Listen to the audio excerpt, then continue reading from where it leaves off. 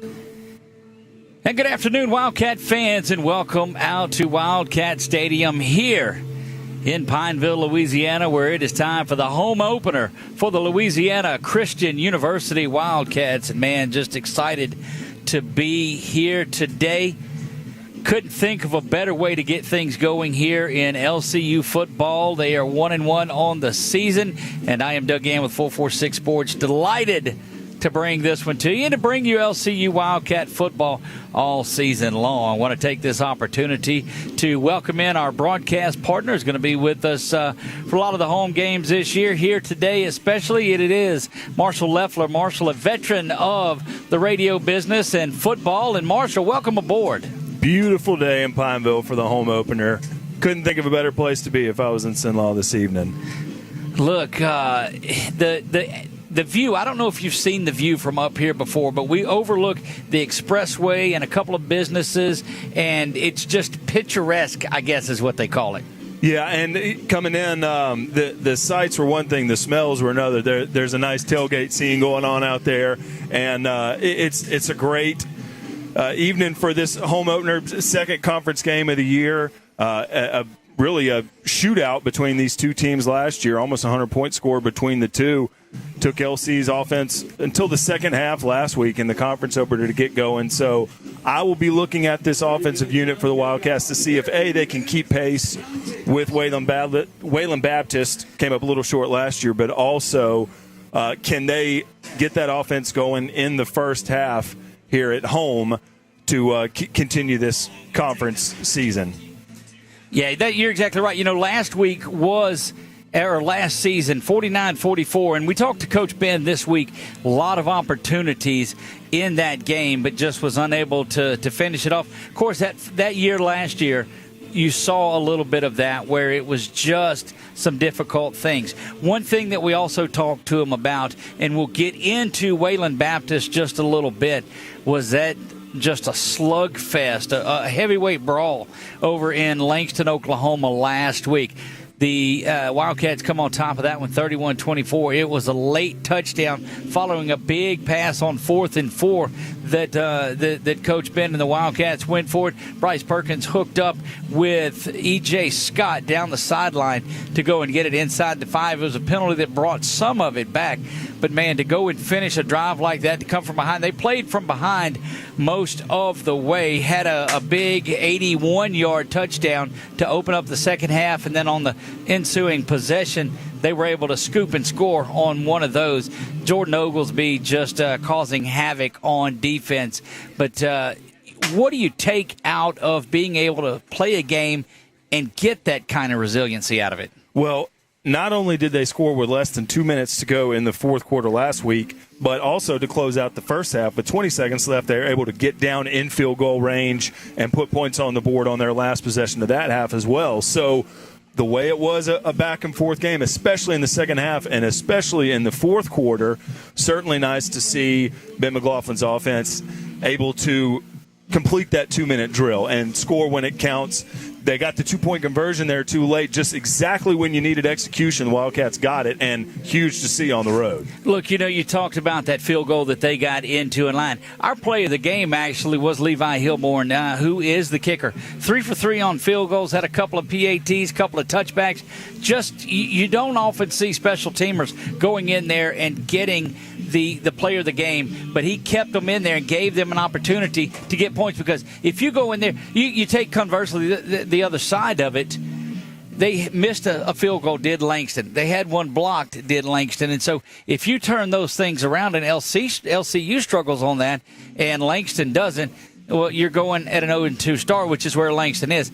It was big to go on the road and start the season 1-1 after that loss to McNeese State the week prior. But, I mean, you chalk that up. That's going to be one of those you expect. You certainly want to go in and compete, but D1 schools are just built differently. Sure, and you get one touchdown in that road game at McNeese State in week 1. And again, like I mentioned, not until that 81-yard bomb in the second half did the offense get into the end zone in week 2. But to your point, while a field goal may seem like waving the white flag or not quite what you wanted when you get down there, kept them afloat, went into the half with 6 points, kept that lead manageable. So big job there by Levi Helborn just to kind of keep the offense afloat. If you can't get 6 or 7, get 3 and stay in the game. And when it's, like I said, second half, when they really needed to score, they got the points they needed. Red zone efficiency is what I put that on the defense on here. Just they held them to so the opening kickoff, the Wildcats bobble it around a little bit, and Langston gets it, go down there, hold them to a field goal attempt that is missed. And then there's one block. They go down there, and LCU gets the field goal. So the defense is something to keep an eye on. You say that, man, in this league, you expect that the offenses are up and down the field doing some big things. Well, I tell you, I wouldn't expect a 49-44 game today. That defense for the Wildcats is much improved. They're led by just a lot of dudes that like to play football, and so I expect a lot out of those guys. Yeah, got a touchdown on defense last week, a scoop and score from Lyric Hawkins, the linebacker. So, again, takes all 3 phases, especially in conference, to get to that 31-point mark. And not only is it making big plays like that, if you can get a defensive touchdown and really flip the game, that's great. But like you mentioned, red zone defense, it's hard to score in the red zone these days at every level of football. Once you get back into the end zone, defense is able to do a few different things. So can they keep Wayland Baptist out of the end zone today? Can they make another big play? And if not, can they hold, serve, and let their offense kind of pace them on the other side? You look at field goals made and field goals missed. LCU and Levi Helborn, 3 for 3 on his. Now, they were in the 30-yard range. One was 35, one was 26, and I think one was 25. And the kicker for Langston, 1 of 3. So it makes a huge difference on there on what you're able to do. On the field, you see the Wildcat cheerleaders and the Wildcat getting things going. Man, it's just Saturday football atmosphere on here. And, we talked Thursday night when we had the game we covered. We talked Friday night, and here it is, too. And there's no place I'd rather be on a Thursday, a Friday, a Saturday than in a press box watching some good football. Best time of the year, no doubt. Indeed it is. A lot going on for you, too. We will have the starting lineups for you in just a little bit. Certainly delighted here. I want to thank Louisiana Athletic Club for being a sponsor of what we do. 2 locations, one in Alexandria, one over here in Pineville on campus. So make sure that you check that out. But as we get into it, we were able to talk to Coach Ben a little bit this morning. Settling in with Bryce Perkins at quarterback. You come in and he had 2 or 3 quarterbacks that he was looking at. You'll see Phillip Jones the second as well, PJ. But Bryce has kind of settled into things on here, and Coach is very happy about that. Datelin Cunningham ran the ball well. One of those that you'll want to look at a little bit too, Mosby came in and ran some at the end of the game to give them both a break. But Jatarius Johnson also will be there. Lot of good running backs in this program, skill positions, and Coach Ben is excited about that. What do skill positions really relate to in games like this? Well, Cunningham had a touchdown in this matchup last year, so he's familiar with this defense and how to get in the end zone. But as far as that running game goes, like we mentioned, the lone touchdown against McNeese State was a rushing touchdown from Bryce Perkins. So being able to have depth in that backfield, it's the name of the game in football these days. And if you can get that from the quarterback position as well, that's just another pair of legs that can help, go through a 4-quarter game. And when you're ahead, coaches love to use that run game to kind of dominate, that a possession in the second half. A lot of skill position players for LCU that have gotten involved early this year. And, of course, it was spread around a lot. Different quarterback last year, but a lot of different skill position players got touches, got into the end zone last year. So even if we don't see 44 points put up, I think you can expect a lot of this offensive 2-deep to see action today and get in the stat sheet one way or another. One of the things that I'll share with you, too, is the crowd starting to make their way into Pineville. You see the band from Wayland Baptist making their way in also. But one of the things that we saw, it was a lot more of a business approach to the game. We got some footage of them when they got off the bus in Langston, then got some footage of them today. They're very spirited, hyped up, and ready to go when they get between the white lines. The rest of the time, it's business, and that's what you want to be able to switch it on from here to there. Yeah, look, seeing as many games as I've seen from the press box, you get there early enough, you watch how teams warm up. Without ever saying too much or letting too much slip about what you may think or what you might be thinking, the way teams warm up a lot of times kind of tell you how the first half of that game is going to go. Not only what are they doing to get their bodies ready, but what are they doing to get their minds ready for Wayland Baptist, a road game and a conference game at LC, trying to serve for their home opener. So how not only does the training staff and the strength staff get these athletes' bodies ready to go, but mentally, where are they at once that opening kickoff goes in the air? Look, last week too, Wayland was over in Arizona, so they've traveled to Arizona in week 1 to play Ottawa. OUAZ is who they're wearing, and that's where the Wildcats will make their trip to at the end of the season. And now they've had to turn around and come all the way over here. So you've got to think that fatigue could set in. The heat, now you're not going to find that heat out in Arizona where they were, but you're going to find it here. We'll see with the humidity, because it was a warm 90+ degrees today. Yeah, and was able to, be around high school football stadiums this weekend. Around the state, we saw a lot of high scoring, and that kind of tells me that conditions, are in a spot where these athletes can move around and kind of really explore what they can do athletically. But we've seen a lot at kind of all levels of football so far in September. A lot of cramping from a lot of defensive players when you watch games. So an issue. And if you're traveling, moving through a few time zones, living that charter bus life, that luxury can turn to labor before too long. Look, and over the last 2 weeks, you and I have seen, and the conditioning, perhaps it's a little different, perhaps it's not. But one of the things that we have seen is games have went extended simply because there were so many stoppages for cramps and on there. And what you got to be careful, and that's one of the things, you talk to these young men that are out there, and it's, hey, we're coaching you up and doing this. But for a lot of these guys, and it's a very young team for the Wildcats, you got to teach them how to be away from home. You got to teach them how to treat their bodies when they're here. When you have an opportunity to eat however you want to, you've got to condition everything on there. So it's a growing part of life, not only in the football field, but just getting your body hydrated and ready to go for these games. Yeah, business trip is the motto. That is the message that you try to preach to your team on the road. And even in college these days, the home teams will go through a lot of routines that kind of mimic a trip, so that they're not necessarily sitting around the dorm room or laying around the apartment just waiting to go to the field and get taped up. There's a lot of preparation that goes into how to get ready for game day. And whether you're at home or road, it's either a business trip or it's a day at the office. That's the approach that most coaching staffs want to instill to their players. There you have it. When we come back, we're going to take our first break. When we come back, we will take a look at the starting lineups. We'll do all of that. We'll see who's starting for LCU. We'll see who's starting for Wayland Baptist, and we'll do all of that when we come back. Join us here. We are watching your LCU Wildcats in their home opener on 446 Sports. Discover golf like never before at Links on the Bayou, Central Louisiana's hidden gem. Welcome to a golf experience like no other. Our Links-style design sets the stage for an exciting and unique adventure. 5 distinct tee boxes cater to every skill level, ensuring a game that's perfect for you. And when you're ready to refuel, head to Becky's Bunker Club for dining with a view, and gear up in our pro shop, ready to elevate your golfing experience. Tee off at Links on the Bayou today. Links on the Bayou, redefining the way you enjoy golf. Starters for tonight's contest.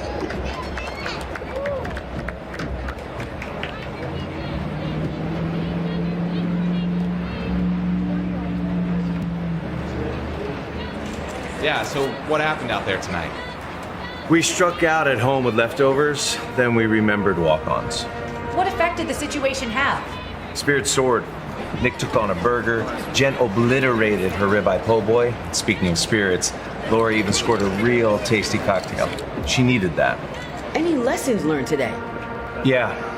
Head straight to walk-ons. Scratch-made dishes, wall-to-wall TVs, craft beers, and cocktails. Walk-ons for the win.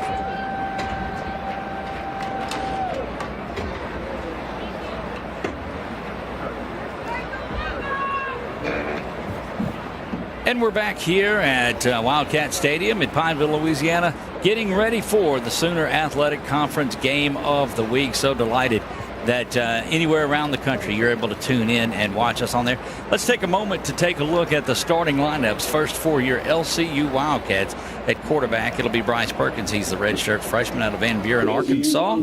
Running back, Datelin Cunningham, the redshirt sophomore. If that name sounds familiar to you, he's right here in Central Louisiana, out of Alexandria Senior High School in Ash. Wide receiver number 0, Amarius Davis, is there. Oh, he's a big one out of Largo, Florida. You'll see him right away when he gets out onto the field. Wide receiver E.J. Scott, the sophomore out of Ash as well. Trace Williams will start at the other wide out. He is a junior out of Belle Chase. You'll see Xavion Butler. He's the one that had the big 81-yard reception, does a good job of getting behind the defense. At tight end, a tremendous story that is here, and I'll share that with you when we get through the starting lineups on Xavier Jackson, but I want to talk about that redshirt senior out of Opelousas. Along the front line, left tackle Christian Gautreaux out of Dutchtown. He is a freshman. Backing him up is Jaden Hager. He's a freshman out of Tioga. A lot of Central Louisiana influence out here. Love it. J.D. Winans, the junior out of Minden, Louisiana. There at guard at centers, Noah Nava out of Newton, Texas. The junior, Javante Roberts, will start at right guard out of Lake Charles. Gavin Lilly, you saw him on our preview show that was on there when we had media day out here. He's a big one at right tackle out of New Iberia. For the specialist at punter is Preston Baker out of Gonzales. Levi Hilborn, who is our reigning player of the week, is the junior kicker out of LaPorte, Texas. And the deep snapper is Garrett Chancellor. On punt return is D-Dub Darius Washington, the freshman out of also Alexandria, Louisiana. And Darrell Walden will be your kick returner. He is a freshman out of Shreveport. Defensively, when the Wildcats are out on the field, Isaiah Joels, the freshman out of Oak Grove. At defensive end, Jonathan Moore Leday, the sophomore out of Lafayette, Louisiana. Defensive tackle and second person named Xavier Jackson that will start. No, Xavier's not playing both sides. That's not the story I wanted to tell you about, but he is a sophomore out of Pritchard, Alabama. Gets started defensive tackle all over the place last week, so keep an eye on him. Your linebackers tonight in at 3-4. Outside linebacker is Marcus Hampton, redshirt freshman out of Shreveport. Kendall Rowan, the redshirt senior from down in Marrero. There's not a lot of upperclassmen, but Rowan and Oglesby are those. Jordan Oglesby starts at inside linebacker out of Eunice. Had our lineman of the week award because he'll drop down and play in that 3-tech as well. So he can play linebacker. When they go to a 4-man front, Oglesby will drop down as well there. He's number 11. Keep an eye on him. The other linebacker, Christian Doyle out of Monroe, Louisiana. Your DBs tonight, cornerback is Nate Sullivan, the redshirt senior out of St. Francisville. David Voorhees III, all over the place at cornerback. He's going to cover very well, the junior out of Baton Rouge. Colin Polk and Brandon Johnson II, free safety and strong safety, the freshman out of Laurelville and the junior out of Shreveport, respectively. But told you we had a story for you, and I'll tell this later on as well for those that were not watching this, but I thought it'd make a great story to discuss as we get a shot at the 30-yard line. It's a good time to tell you that, the white balance, and I know what that does. So Xavier Jackson, if you'll remember that name, he was the starting guard in 2023, number 89, the 2023 starting guard when they won the championship here. In 2024, in his senior year, he moves over to starting senior. So he was a starting senior all season long for Coach Ben McLaughlin. Celebrated him on senior day. He becomes a grad assistant here at LCU, and he's on the sidelines working with them. He's in the locker room. He's in the coach's room and all of that. And then they find out that he's got a year of eligibility left. So now he puts the uniform back on, takes the coach's shirt off, and gets a start at tight end tonight. So how about that for a story to get you going? Master of all trades. And Doug, look, I'll admit it. We've all had that dream. I've certainly had that dream where I wake up and coach tells me I get one more season or maybe one more game in there. So absolutely wonderful to see Jackson, which, getting his coaching career started, this can only help him if that's a path that he wants to continue on after this season or at some time in the future. But what a neat story, and golly, for the love of the game. Look, indeed it is. We'll take a look at the the starting lineups now for the Pioneers of Wayland Baptist across the offensive line. There is number 78, J.P. Martinez, number 71, Marjon Rochelle is there. Ricardo Ochoa is on the line. Braden Haynes is there. And Rosendo Quintero is on the offensive line. And if I butcher these guys, I'll get them created beforehand on there. And Damon Ford will get the start at running back. You'll want to keep an eye on him. At tight end for the Pioneers, Maddox Plazek is there. Jamari Jackson, the wide receiver. Jay Weathers, a wide receiver. And Hall out there as well. So they'll start. They've got 4 wideouts listed. Wrapping it up is Kalen Tisdale, and Brian Roeder is there at quarterback. Defensively for this Pioneers team out of Wayland Baptist, defensive lines, Caleb Brooks, Zion Aiden Sanya, Tivrell Hollings, and Andrew Anguiano is there across the defensive line. I'm going to leave those names for you. Thank you, sir. Appreciate it. Brennan Davis, Isaiah Brooks, Daniel Mendieta at linebacker, and the secondary, Shamarion Bush, Tyrone Morgan, Caleb Harrison, and Donovan Henry. There you see the starting lineups for both squads. We've got about 11 and a half minutes to go in this one. Well, game 2. Now, what you've got to look out for, Wayland Baptist is 0-1 on there. They've not got their win. They're trying to come out there. Lost a big one to Ottawa last week. Want to come over here and make this 2 in a row because they're behind in the series at 4-1. Well, you start to see Wayland Baptist make their way to jump across. They're starting to make their way in. If you've not been to a game over here, you'll see LCU come up, and they'll come over the hill that is off to our right over there. They'll start to make their way out in just a moment. And we asked all of them, what's the specialness of coming over that hill? And they said there's just nothing like it. They'll come out with a big sledgehammer, and they'll be ready to go. But all of the pomp and all of the circumstances out of the way, there's something special about a home opener. Yeah, and one of, I believe, 8 conference games this year. So not only is it a showing that you want to have on your home field, but also if you can go 2-0 in conference, all the better, as that can really put you in the driver's seat, moving through the season. And look, 2-1's a heck of a lot better than 1-2 for sure. Well, it is, and you move into a game in Abilene against Hardin Simmons, it's just going to be a slugfest. But the most important game is the most important game, and that's one that is right in front of you. Cheerleaders have made their way out onto the field. You know that they'll run out in front of the Wildcats, and I'm looking around. Looks like pretty good crowd. We're going to turn it over to our public address for the invocation and national anthem. So we'll be back with you here momentarily. This evening by the Panther Pride Marching Band from Buckeye High School under the direction of Miss Cynthia Brennan. And now, if you will, Lord God, we ask this evening your blessing on the game about to be played. May those on the field enter this competition in the spirit of sportsmanship and with respect to the opposing team. With your help, Lord, we ask no humility and victory and grace in defeat.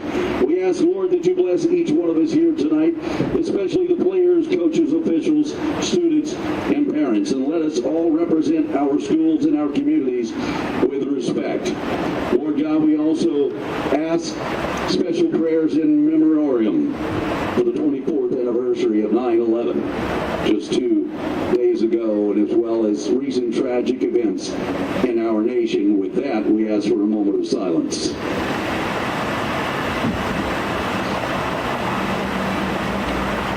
In Jesus' name, we pray, amen.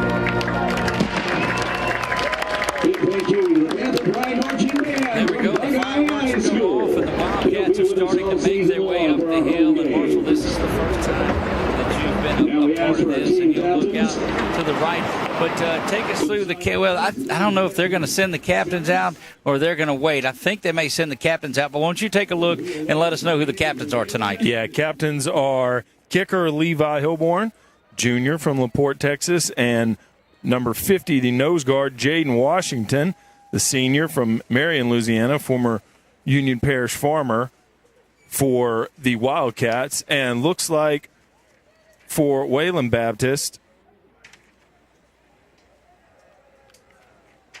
captains are, looks like Kaylin Davis and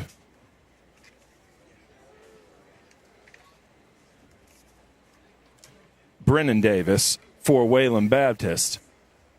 So your player of the week last week for the Wildcats, again in at captain for tonight's kickoff, and got the all-black unis tonight at home for the home opener. They do, with the royal blue letters trimmed in orange, and so it's the white with blue pants. Little of what we saw maybe out at Buckeye last night and around the way. They're shaking hands and doing all of that great camera work. There's a big shout-out to our folks here at Convergence Media on the campus of Louisiana Christian University. Again, I am Doug Gann alongside of Marshall Leffler. Boy, it seems like a long time since 8 o'clock this morning when we had the Red River Roundup, but here we are getting ready for kickoff. That time of year, like we said, and great to have Buckeyes band here that adds to the atmosphere. Of course, Coach McLaughlin, former head man for the Panthers a couple seasons ago, so nice to see neighbors down 28 East in Wildcat Stadium. And again, that just always love when the band's playing on game day. There you heard it. There you go. And we will have our officials mic'd up tonight. It's a little fuzzy on there, but I didn't see. I was over in our production. It looked like the Cats won the toss and deferred to Yes, that's correct. All right, so that will get them. Now, you'll take a look over to our right and down the hill, and that is where your Wildcats will start to make their way down. And we talked to them all about it and how it feels to come over that hill for the first time. And you see it there. Yeah, we talked about it this morning, too. A lot of this roster is from right here in Louisiana. So these moments are something that, means so much to the people in the stands, the families that come and watch, and alumni and everything. So having to, getting to do it on Friday nights and in the great state of Louisiana and getting to represent in college is such a great experience. And this is something that I'm sure they'll never forget. What is great, too, is their PA announcer here, Randy James, will get the folks wound up here. And how about that in the air? Here comes the boom, and here come your Louisiana Christian University Wildcats. Well, there's just something special about college football, no doubt about it. We are delighted to be here with you. 446 Sports will be bringing it to you all season long. Home and away, delighted that you're a part of this with us. Sit back, enjoy. I know there's another Louisiana-based team playing here in about 30 minutes, but you can record that and watch it later and stay here with LCU with us. Jamarian Jackson came out about like a firework, leading the team out down the hill there. Number 99, the defensive end. Levi will get set to kick things off here, and we will be underway momentarily. Let's see if we can get everything in front of us that we need, and we can see who's back deep to receive. But interesting to see, Doug, this 3-4 defense. You've kind of, as you see the trends in football change a little bit throughout the years past couple seasons, you've seen a lot of teams move to that 3-4 lineup, and defensive coordinator James Wood is the linebackers coach, so excited to see what on their first off defensive possession, what that front seven can do to try to establish. You mentioned Wayland Baptist going to lean on that run, and if they're going to do that, they're probably going to do it early. So being able to give them a different look out of that 3-4 set, so it's always fun to watch when it works. Cats are actually set to bring it back. I do see Darius Washington going back deep, and it looks like, is that Walden that's back there with him, 82? 27. 27 is back deep for him as well.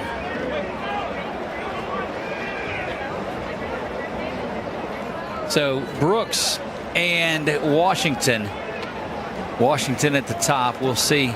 He's get at the top of your screen.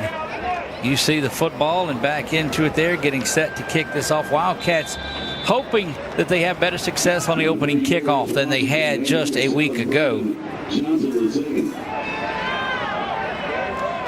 And it is there. Washington's got it at the 15. He's going to toss it back to Brooks. Brooks, though, having to break some tackles. A little bit of razzle-dazzle there. And they'll get out to the 27-yard line where the Cats and company will take over. So, boy, you fumbled the opening kickoff last time and a little trickeration here. Yeah, Last that week was a is little over. bit Let's between. Go. Yeah, kind of didn't really know if Washington was going to come all the way up and catch that one, so might have thrown the rhythm off there. But not bad field position to start. No, not at all. You don't mind starting there by any means. Bryce Perkins will be in there, as we told. He's got backfield with him. Receivers to the near side. Looks like Washington, and we'll have to see who is on the near side of it. Davis over on the far side. Snap is back there. Perkins is going to keep it on the outside. Good blocking out on the edge by Davis, the big wide receiver from Florida, for a 7-yard pickup. Yeah, a lot of room on that right side. Davis held his man down the way he should have. Gain of about 7 on first down. Yeah, it looks like officially they'll give him 5 when they settle the chain. Yeah, a little bit of a difference at play action, though. Perkins rolling. He's trying to go for it just over the outside hands. Flag down, maybe roughing the passer. Yeah, anytime you got a flag in the backfield and you see your quarterback down, there's a good indication. Like to see that tempo right on the second snap of the game. Then you kind of go to a pistol formation, keep Wayland Baptist on their toes a little bit, and you may have got a 15-yarder out of it. Personal foul. Roughing the passer. 33 in the defense.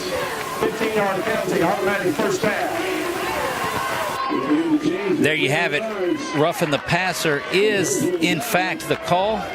And that's just what you needed if you are a Wildcat fan. They'll have it 1st and 10 from the 46-yard line. Perkins with Cunningham flanked off to the right. 2 receivers to the top and 1 to the near side. Handoff will go to Cunningham up the middle, and he's banging around for 5 or 6. That's Scott and Washington, as well as Davis in there on that snap, but straight up the middle. Look at the size of Washington and Davis compared to Washington and Scott compared to Davis. Play action there over the middle of the tight end, heading for Jackson, and that's the one that we told you the story about, Xavier Jackson there. Yeah, McLaughlin got hit again right after he threw it. Looks like it didn't come out of his hand quite cleanly, but like the play action shot there. Yeah, Perkins is doing a good job there at quarterback. He's ran the ball. He's run a couple of play actions. 3rd down now and 6. He'll do a little bit of a short play action. Boy, he's got some time now. Steadies himself, throws that one. It is complete out to the 30-yard line, and it's going to be 1st down and 10 once again, heading into territory. Amarius Davis has that one. You see him wearing the jersey number 0. That is one that is hand-picked. You got E.J. Scott and Darius Washington to the near side, Davis to the top. Handoff goes up the middle. It's just going to be for a couple. Yeah, keeping that tempo going. Got an extra blocker in the backfield on that previous play as well. Gave McLaughlin the time he needed to complete that long pass. Short gain on 1st down there. Back to pass is Perkins once again. He's going up and just overshoots the intended receiver there, and that's going to bring up 3rd down now. So quickly through a couple of downs and not much going on there. Cunningham is checking into the game now at tailback. In for Johnson. So Johnson will come out. Johnson was there, we saw just briefly, to give him a little bit of a rest. Wildcats keeping that H-back in the backfield. They're behind the right guard. Look, that's Jackson that we talked about, too. They brought him in. He was a guard 2 years ago, a center all season, was a coach this year, and now is an H-back tight end. Perkins looking over the top. That's going to be picked off right in the hands and having to go up and make a tackle. But that was number 11 that was back for, and that's Yeah, goodness gracious. That's not what you wanted to see there. On that pick was, looks like that's Brooks that had that. You know, Perkins been really active with his feet. That was kind of the first throw that I've seen on that first drive where he was kind of flat-footed, and that may have taken a little bit off of it. Most of the pass attempts he had on the first drive, he was on the move, but he stood in there on that one, and it just kind of came up short. First down and 10 now from the 34 following the game's first turnover. Handoff goes to the left side through that front line. Not a tall back, but banging around in there, and that's number 2 that has that. Had the linebacker kind of walk down on the left side of that defensive line. Wayland Baptist ran it the other way, had some space there going to their left. You saw Damon Ford have to come off. There was a helmet that came off of Ford. And now quickly, second down and 5. Handoff goes to the left side again, and content to run it on the first couple. A little bit of physicality on the outside, but you see that they'll quickly switch things over and get Ford back in there. Good adjustment by the end there to kind of plug that gap, the same one as the previous play. So nice adjustment to bottle it up. Actually, they may be working on the helmet of that young man as he is still off his Ford. So play clock's at 0. I don't know if it got reset. They may have to look at that again too. Their official is calling for the reset of the play clock. There it goes back to 25 when the ball is snapped. Snap, throw over to the near side. Too tall to call, and that is going to be 4th down here. Nice job to bring up 4th down by the defense. Able to rush a little bit, get some pressure there on Davis on 3rd down, and nice stop. They'll get a chance. Washington back at about the 30 to hopefully get a punt return opportunity. Look, it is good to see Darius Washington getting the touches and has earned his way out on the field. You can see you got 2 wide receivers that are about 5'6", and then you've got one that's about 6'2", and there's a glaring difference on those. Look, he needed all 6'2" to make that catch earlier on the first drive to see if Perkins can move him down again. Kick is up and away. D-Dub's got it, bobbles it at the 23, but he's going to pick it up there. May have been just what he needed. Need a block. That one's off to the corner. D-Dub to the near side, out to the 45, steps back in, does not shy away from contact, and gets that all the way out to the 49. How about that, Darius Washington? Get it, good field position, and again, really did a good job moving the ball on the first drive, and I think the play call was fine when Perkins threw the pick. I think it's just the throw he probably wants to have back. Probably can shake that one off. But if you see the field here, the sunniest part of the field is right where he was throwing the ball. I don't know if he didn't see the white jersey because of that or what. But Perkins back in there now, quarterback. You've got 2 receivers stacked to the near side. Yeah, Davis still on the far side. Play action there quickly to E.J. Scott. E.J.'s got it, but not much of a gain. They'll give him 2, get him inside of Pioneer territory and make it 2nd down and 8. Trying to work him out there with Xavion Butler, receiver, checking into the game from Airline High School. Couldn't quite get a push there. We got a few yards there. They line up in that same formation. 2nd down and roughly 7 maybe. Handoff is up the middle, banging around, slipping a tackle and down for a 1st down to the 38-yard line. Boy, Perkins did a really good job there of selling the play action, but it actually was a run play, but he came up looking to throw. Cunningham able to get a 1st down. Yeah, Datelin doing good work there early on. Snap is back. Cunningham's going to have it again. He's got to get shifty. Boy, he ducks down under what would have been a huge hit from number 21 right there. Good job by Wayland Baptist, kind of closing the gap there. Had the left tackle moved inside and not able to get a running lane outside of the tackle box. Donovan Henry, number 21 for the Pioneers, was looking to tee off on Cunningham at that time, and luckily Cunningham was able to slip down. This time Perkins keeps it. He's going over the top, right back in the position, up and making that catch is E.J. Scott. Great job by Butler and Scott to get in their routes quickly. They really put some pressure and kind of stressed that defensive backfield. Both found openings. Perkins did a good job of finding his man. Here comes that tempo that we talked about. E.J. Scott filling up the stat sheet already. This time Perkins is going to go on his own. He's looking for the corner and Davis, and there's a 1-2 steps and a catch, and he's going to have it out inside the red zone down to the 4-yard line, and that's Mario Davis there. They're hurrying up again. They move the receivers in closer to the formation there. Usually when you bunch it up, you go long, and that's what Perkins did on that play. First and goal. First and goal now for the Cats. They're on the 4-yard line heading in. Cunningham will take this one. A couple of steps side by side and fall down around the 1-yard line. That was a really nice touchdown-saving tackle by Ryan Cox. Good play call, though, by LCU. We'll call it a touchdown delaying. As you see him on your screen, Cunningham just off to the left side. Dalen will get it. No, Perkins is going to keep it. He scored on that in that McNeese game. So he's got that. Really like seeing the Wildcats on that play to Davis that got the ball down there inside the 5-yard line. They bunched the receivers in and were able to kind of get a vertical pass play. Then next 2 snaps, they spread them out, run it inside. Really good job play calling by Ben McLaughlin, Corey York, offensive coordinator. And that's the same efficiency you saw in the first drive, just able to avoid the mistakes and hit pay dirt this time. Set up for the swinging gate. They'll bring this one around and close it up. Something you can do when you're starting quarterback's the holder. Right. Have a few options there to see what the opposing special team is going to be prepared for. Hilborn's kick is up, and it is good. 7-0. Wildcats lead this one. 9:31 to go here in the first. We'll be back right after this on 446 Sports.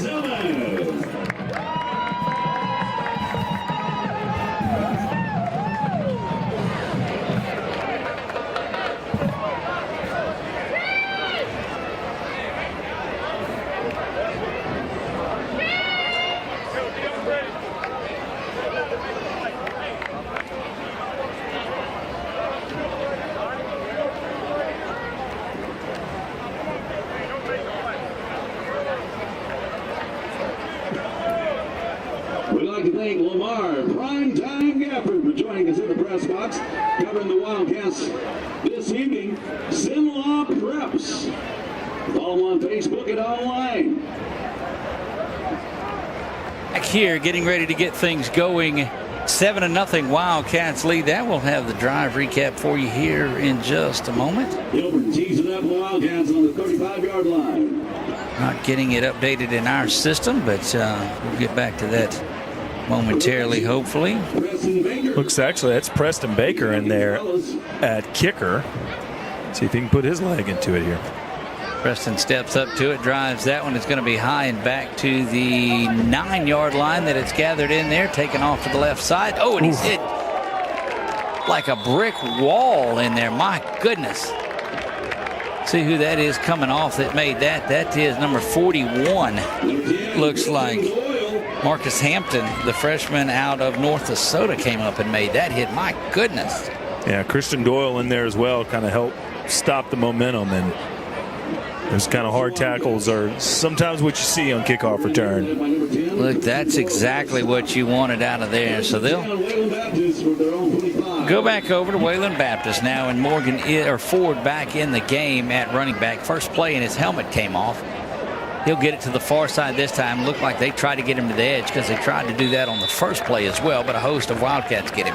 Yeah, had linebackers on both sides crashing down, and really Wayland Baptist able to kind of get to that second level. Really nice job by the D lineman to contain their short gain. Second down and 9. Along with big number 78, Isaiah. Wildcat safeties are playing within 10 yards against this 3 wide outlook. You see Davis there calling for things, brings a man in motion, but it's going to be Ford up the middle, spins around, and it's going to be down again. Great work inside the screen. 99 is there, and 78 it looked like. Yeah, really nice job by Isaiah Jolis from Oak Grove to stay with that. Had a tackle broken, but stayed with it and able to bring him down. Nice job there. 3rd and long. 3rd down and 7 now for Wayland Baptist. The Pioneers sitting back on this one. Looking to pass. There's pressure along the far side. Good work over the back end. And that is that's the young man that was in there earlier on the kickoff as well on that kick stop. So 47 is Jonathan Moore-Leday that is in there doing some work, and that's so good to see. So all the Wildcats bring extra pressure from the middle. Wayland Baptist tried to adjust quickly, left a gap there over on the defensive right side, and the Wildcats got Wayland Baptist in 4th and long. Really nice job bringing pressure on 3rd down. Loss of 4 made it 4th down and 11. That kick is a good high one. That's going to send Darius way back. Now you just got to check up and pull a little. He's just going to get out of the way. My goodness, it will go down to the 5-yard line. So that's going to be. That's almost 65, 66 yards. He punted it from around his own 15-yard line, and that made it all the way down to about the 5. Goodness gracious. Well, the Wildcats will take over 1st down and 10 deep inside their own territory. But you got to like what you see so far as they're just able to grind away. They capped it off on the scoring drive as well. Yeah, offensively, again, one play away from maybe having 2 touchdowns or maybe another field goal there early on. So I expect this Wildcat offense to keep that tempo up and keep pressure on Wayland Baptist. Perkins back there again at quarterback. 4 wide receivers this time. Scott and Washington to the inside, 2 bigger receivers to the outside, and it's going to be just a handoff up the middle. Yeah, they brought in an extra receiver on their 1st down. That's Trace Williams from Bell Chase. They still go quickly, do the Cats. A little bit of tempo, 2nd down and 10. Play action, snap, throw over to the near side. That is Washington. Yeah, D-Dub's got that one out to the 10. And that's going to be 3rd down now, and give him 7 on that one. So it'll be 3rd down and 3. Certainly very manageable. Yeah, and some breathing room out of your own end zone as well. That was a good play there. Coming to the near side. No, it's going to be just. They'll put him at the 13, so it's going to be 4th down and short. Yeah, good job by Henry on the open field tackle. Kind of force a punt. Again, they brought pressure from the other side, so the play call was right. They had some room on the wide side of the field, but that was a really nice play by Henry. Cats will bring the punt team out, and that's just what happens. You got that big punt a little bit earlier from Wayland Baptist, and now that's going to bring Preston Baker, the freshman out of Gonzales, in there to kick one out of his end zone. And boy, you need one of those to somehow get over the head like the last one did. Yeah, kind of drive started with the great punt by Wayland Baptist, and that's kind of what you want to do. 4th down and 2 officially. And looks like timeout is, or are they going to whistle? We'll go over and listen to what the official has. Delay game. Offense makes a 5-yard penalty. Retry the try. Yeah, trying to run an extra blocker in there after they broke the huddle. So that pushes them 5 yards back, and Baker will be punting from the shadow of his own end zone. There's going to be a penalty flag beforehand, and he booms one. Boy, that's the one that you wanted to have, but we'll head down to the sideline again. Yeah, almost a 60-yard effort there off his leg. False start. Number 7, offense. Half the distance to the goal. Retry, 4th down. So they'll go back and run 4th down once again here. And things are just getting from bad to worse as far as field position for the Cats. And it's already tough on that field flip. Now you can't mistime this snap at all. It's a good snap. Gets it off quickly. Good high kick. Needs to bounce and roll. It will out to the 45 near midfield. If it hits that Pioneer, that's going to be Wildcat football. And I mean, it rolled around, and the Wildcats are going to have it right there.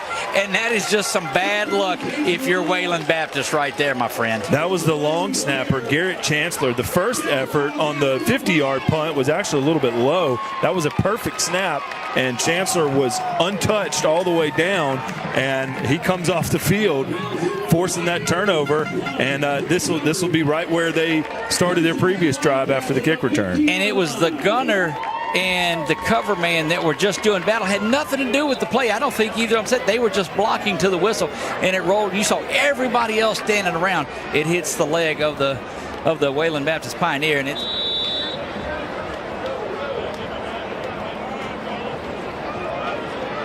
out of your own end zone and dig yourself out of the grave and got the ball back. Back to live action we go. Dayton's going to have it, but a whistle's another flag. I don't know if we saw that or if we're able to go back and get it. We'll go to the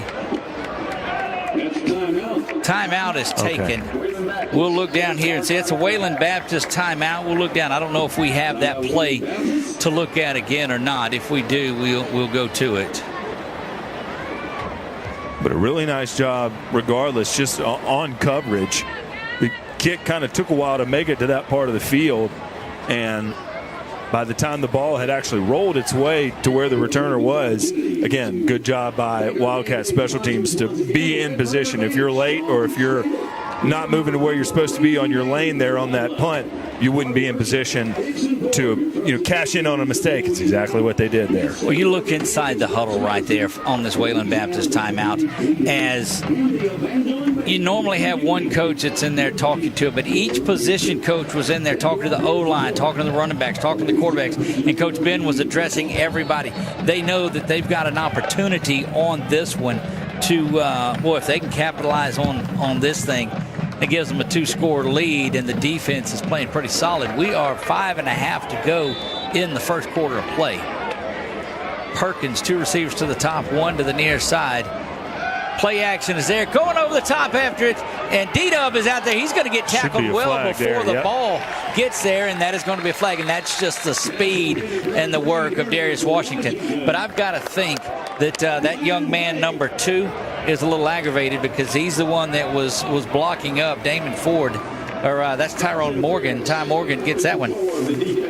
Well, Xavier Jackson, tight end there, stepped in, picked up pressure, did a really good job, gave Bryce Perkins a ton of time to throw, and an easy call to make for the back judge. Well, and the problem, again, and I'll tell you probably 100 times this year, the problem with that call is you're a DB, you're taught to do that. If you're beat, grab.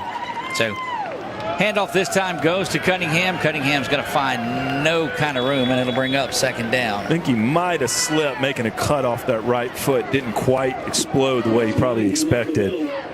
Short game. Scott to the near side. Washington to the top with Davis. Cunningham is in the backfield with Perkins. Jackson, the H-back, off to the right side. Handoff goes to Dayton. He's got a big hole. He's going to go 10-5. Touchdown, Dayton Cunningham. Touchdown, Wildcats. Spread them out, run it up the middle. It's what they ran down at the goal line on the previous drive, but this time had about 35 yards more room for Cunningham to get through there, and I don't believe anyone touched him except for Bryce Perkins on the handoff. Nice run. Goodness gracious, Hilborn on for an extra PAT. Play calling has been just exactly taking what Wayland Baptist gives you. Yep, kick is up and it's good. 14-0. Cats lead this one. We'll be back right after this. You're watching LCU football right here on 446 Sports. 14-0.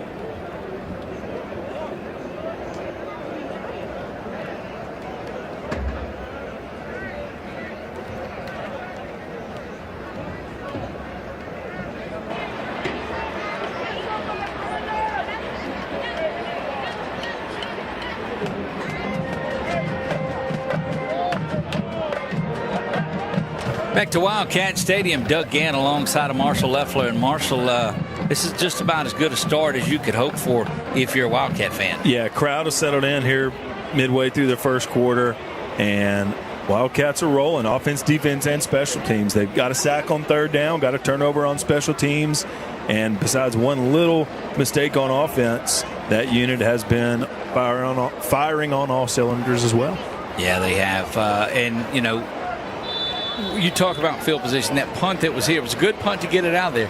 Things going about as bad as they could with the two penalties, but Cats get it back after that. The kick is going to be high and going to be short. Going to check up the 15-yard line where it's gathered in there. Good coverage again by the Wildcats kick-off team. So, yeah, another shorter kick, which we've seen off the tee a few times tonight. That was Preston Baker again out of East Ascension. Down in Gonzales, Louisiana. Well, you see some of these names on the rosters, Marshall, that you've called a lot as you've called a lot of football in the northeast portion of the state. It's cool to see those kids that make their way out to the college ranks. Yeah, and look, right here in Sinlaw, no matter where you are, it's not that far of a drive to come see them, so I'm sure the families love that as well. Handoff goes up the middle. It's off to the right side, banging around like a pinball in there. It's going to bounce down to the 29-yard line. Yeah, defensive line there for LC just not able to get off a block, able to get around. Polk tried to came up and make a move there in the backfield, but couldn't wrap up. Looks like second down and a long 4. They'll call for it here. Play action now. Snap throw off to the far side. Needing to make a tackle and don't. Good blocking. But it's going to be a hold and come back all the way. A lot of this going on for not much of anything. There's going to be a hold at the 34-yard line. And another penalty down that comes on. Don't know if that's a horse collar that's down there. But anyway, this will come all the way back. Yeah, right around when Ford was going out of bounds, there were 2 or 3 guys contacting him. I don't know if they're going to say that he got contacted out of bounds, but we'll have to see. Like you said, probably a hold here in the backfield. But we'll go down to the field and let the White Hats sort it all out for us. As soon as they get it sorted out. Wildcat defense kind of sat back over the middle there, and that gave Ford the room he needed around his left side. If you're wondering what they're talking about, it's how do these things play out, because you had the one in the first of the play that will be assessed from the spot of the foul, so they'll move it back from there unless they offset them. But we'll go down. Yeah, very good chances. Wildcat DBs didn't know there was a flag. Of course, they're playing to the whistle like they should. 2 fouls on the offense. Holding. Number 2. For the offense, personal foul, face mask, number 9 is the offense. We're going to enforce the holding penalty from the start of the foul. Replay second down. So I think the ball carrier grabbed the face mask down here when he was getting brought down, but the holding penalty was what's getting forced. Well, that's why you take that, because if you take this one, it's from the end of the run. Sure. You take the hold, and it goes from the spot of the foul. So second down and 9. They'll replay the down, count the distance off from where it was. It's not a line of scrimmage hold, and they'll get back in there ready to go to work. Safety's backing up a little bit with 4 wideouts. Come to the near side, slip down, looked like that bobbled, but you're going to see another penalty flag thrown to the near side. And I just, you've got some stuff going on. I just don't think that the mindset of Ford or Morgan is correct. We'll have to go down. Let's go down the field one more time. Not sure about the buzz we have, but it's that on field.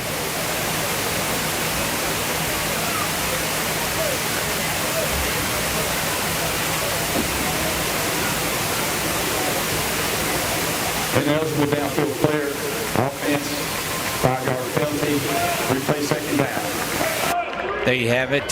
So just like the Wildcats had their penalties down here, it's going back the other way now. Nice job by Colin Polk there. Make the stop. Penalty helps out even more. And again, you see Wayland Baptist sticking with 4 wide receivers, trying to play catch up. Back to pass, trying to work the little screen out to Ford, and they do. He's got a lot of room. Got to come up and make a tackle. Boy, they got back most everything on that, and near a Pioneer first down, but it's going to be third down and 1. Yeah, Wildcat D doesn't look like they saw that screen play coming. They were in the backfield pretty quickly, so a good play call seemed to work. Third down and very, very manageable. A long 1, maybe a short 2. They'll call for the ball here. Ford's going to get it. He's being chased down in the backfield, and that's just big-time work by that Wildcat defense. Boy, that was a really great play call. They brought just about 8 or 9 men up in the box. Number 9, Rowan, the redshirt senior out of St. Aug, ended up making the play there, but they sold out to stop the run. So whatever defensive coordinator and the defensive staff for Wildcat saw, it worked to perfection. Look, they figured you're going to come out and run for that too. Now what you got to watch for is a fake down here. You've got to be careful if you're Wayland Baptist and not getting yourself out of this one early. Snap is back, kick is away. That's going to be another booming kick. D-Dub is going to back up field at the 20-yard line. He'll get himself settled in, and off he goes to the 30 now. Give him 12 on the return, and the Cats will have it from the 32-yard line, and things get chippy out there. Yeah, not a lot of pressure on the punt there. Wildcats kind of in a return formation, but I had one guy let loose. But manageable field position again. This is exactly what Perkins can work with because he's been doing it all in the first quarter. Indeed, he has been a long, lengthy first quarter of play here. Just 2:44 remaining in the first. Cats have it again, first down and 10. This one goes from the 30. Well, they'll mark him at the 32-yard line. So 12 yards on the return. Snap is back to Perkins. Handoff once again. And why not? Last time it went 35 yards for a touchdown. This time, not as much success as Cunningham hops up from that. Give him just about a yard. Make it second down and 9. Trying to run behind Gautreaux there at a yard. That's it. Kind of a stacked set. Pressure coming off the backside. Perkins is going to have to get out of there, but he's going to go down, and he's going to lose about 25 yards on that one, all the way back to the 11-yard line. And Marshall, they've got to get to the 42, so third and 30. Yeah, play action against a blitz, just wrong place, wrong time. And this will be the biggest third down challenge the Cats have had today. Had to get all the way out to the 42, so 25. They're actually at the 16-yard line. Still going with 3 wideouts. They'll bring EJ in motion to the far side. Going to have to throw a little screen in there, and they do. Boy, no room, just handled quickly. And that is number 10. Davis, the linebacker, that comes across and gets that one, and it'll be fourth down and my goodness to go. Yeah, screen play, draw play, very common on third and long. I think Wayland Baptist knew that was coming. Good job by them to cover it up. This looks like they got a lot of double numbers out there. So number 3 back deep to receive. Stands at the 40, and we'll see. Last punt attempt, it was pretty adventurous. You're watching the Sooner Athletic Conference Game of the Week. So delighted you are here with us. That was a high spiraling kick. Going to be fair catch interference, and it is. It comes off, and they just didn't give him an opportunity, so that's going to be 15 yards. What would have been the 48 now will go down to the 33, we believe, in excellent field position. Yeah, good punt by Baker, and it was in the air for a long time, long enough for Wildcat special teams to be down there to interfere. So another penalty. You see 2 plays on the last 2 punts. So these are some early season things that they'll take a look at and work on. But the first one, we're not being able to get out of the way. 10, 15-yard penalty from the start of the foul. First down. The 15-yard penalty there, and it will go to the 30-yard line. So this defensive... Now, and we saw this last week over in Langston. The defense would bend but not break, and they would accept the positions that they were put in. Snap is back now. Play action rolling to the near side amidst some big pressure, and just goes over 2 receivers that were there. And I mean, I'm telling you, you had 2 guys wide open on that, but it was complete to number 14. Yeah, I had the linebacker McHugh kind of selling out for the run there, and there was some opening on the right side. Now they'll go back, and this, if you are Wayland Baptist, is exactly what you needed. Hold on and go down there and try to cut this lead in half. Handoff goes to the far side. Going to cut it back up the middle in the interior line there once again.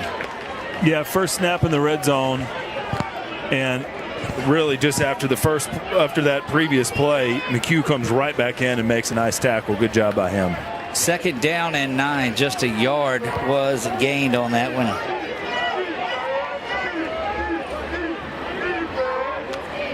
Horse in the backfield, the bigger of the backs. There's going to be a hold, so that one's going to come back too. He'll get to the end zone, but it's going to come back.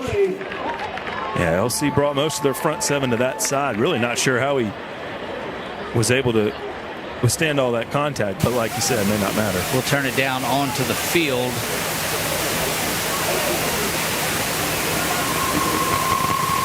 illegal formation, more than 4 men in the backfield. Offense.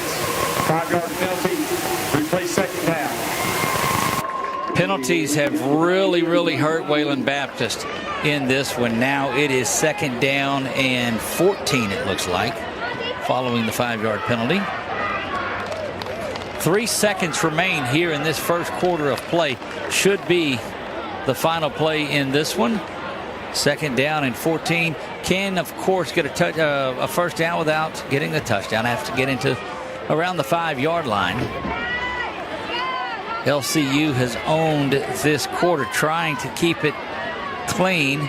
Motion comes across. Play action there now, coming back with virtually the same play, but there's going to be a hold that pulls it back to ball on the ground, but that'll push it back even further. So an offensive penalty, that won't give you an untimed down. Only the defensive penalty would have there. So we'll sort it out. We'll send it down to the official on the field.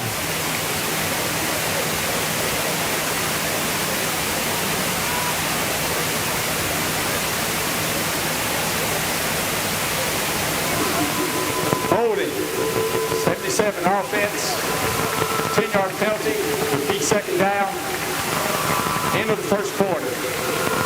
There you go. Because it was an offensive penalty, they won't have an untimed down. 14-0. Cats lead it after 1. You're watching LCU football right here on 446 Sports. Wayland Baptist 0, your LCU Wildcats 13.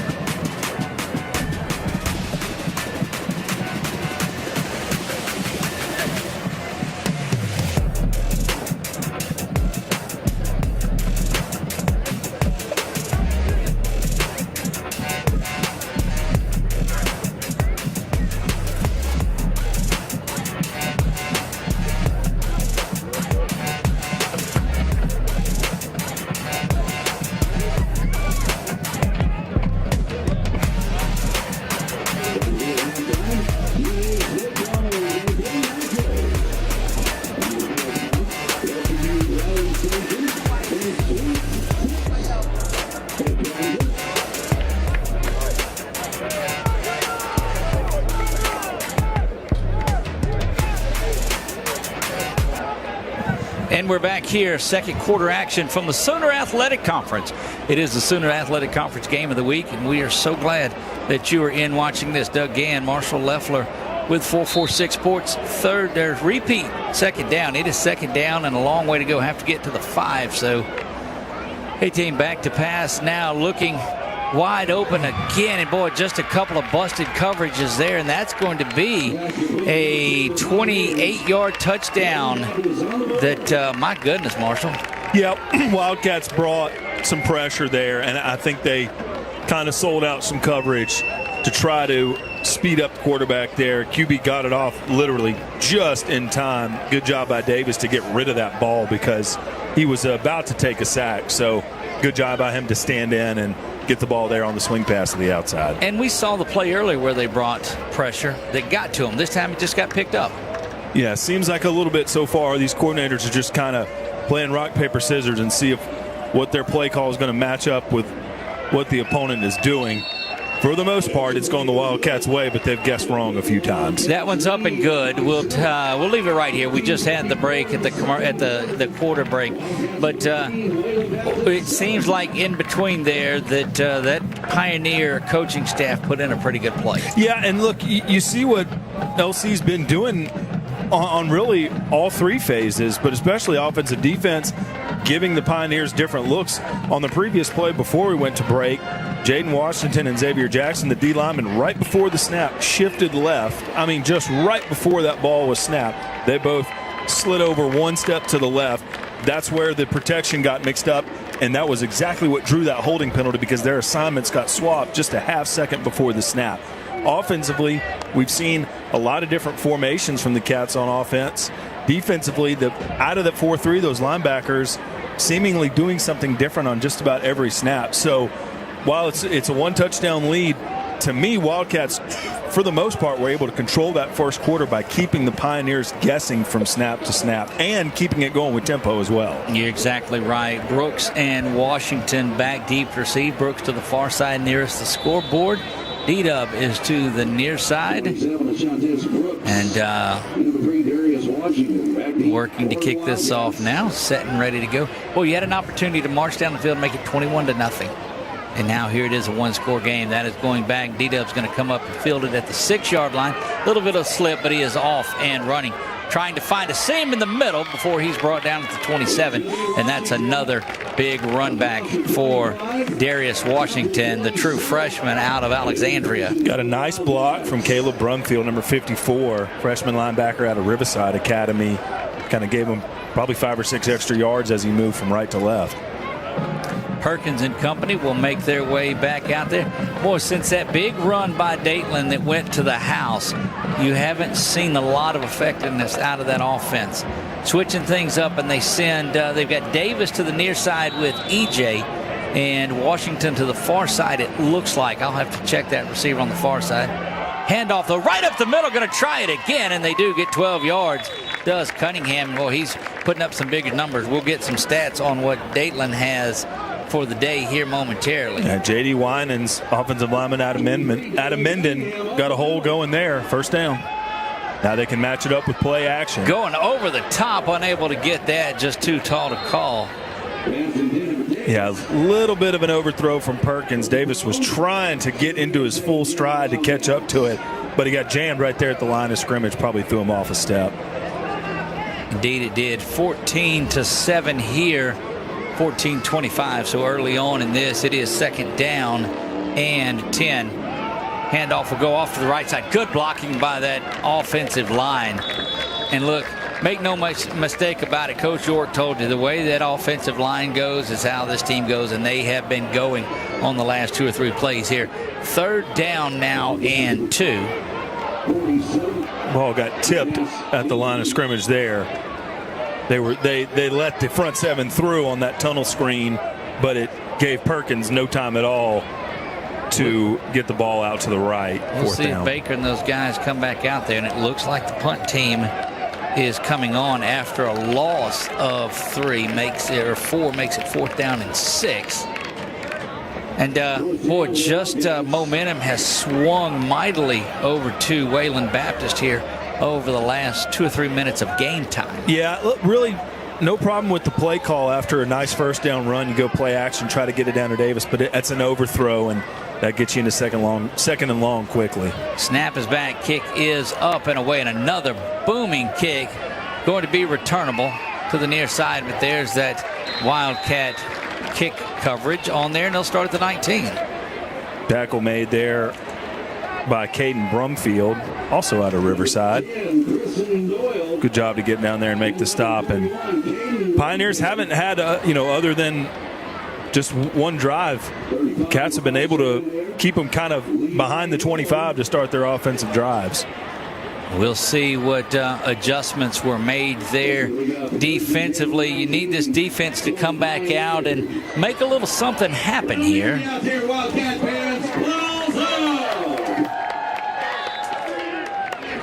Looks like they got an extra DB in there against 4 wideouts. Davis in the back gives it to Ford off to the right side and continues to grind away. And Polk with another open field tackle. He's got some speed moving side to side. He's showing it tonight. Look, lateral movement, they tell you, is so key because the speed game, these running backs, these quarterbacks that run the option, try to get outside as best they can, get to a corner. I've heard about lateral speed. I've never had it. Davis calls for it right over the blitz of the Cats, but I mean good open field tackle again following the completion to Mark. Yeah, Voorhees was absolutely tied up from a block from the receiver on that side and did everything he could to get off. that block and make the tackle. That's a really nice play by David Voorhees III. Third down now, and maybe a couple. It looks like third down and 3. Let's give it, bobbled around, but gave that offensive line time to get things set up, and that's a first down. You got to take an advantage of a bobble like that in the backfield, but they're crashing so hard. Yeah, Judson Mixon trying to get down there behind the line of scrimmage, but just got outran by a step, and that was what was needed to turn the corner and get to the sticks. First down, and Cats have it. First down and 10, Pioneers with the ball. 22 in the backfield now. Again, we've seen him back there a bunch. Now pulled down, looking for a little bit of a horse collar, but wasn't there as Davis on the keeper. Yeah, Mixon brought pressure up the middle. Really got good containment. That was able to keep that play to a short gain. Second down and 9. Under 12 minutes now to go until halftime. 14-7. Wildcats lead this one. Motion, looking for that little dump screen, and there it is. Good piece of running here, and going to get out near the first, and in fact have a first down. And that was just a tremendous effort that time by number 22. Yeah, Rowan for LCU got held up there. Just got a piece of his shoulder pad as he was trying to crash down on the ball there. Had an extra linebacker coming from the weak side, but Pioneers got a few first downs here stacked up. Well, Horace is 6'2", 210, running back out of Center, Texas. Catches the ball and moves well out of the backfield. First down and 10. Go the Pioneers. Snap is back.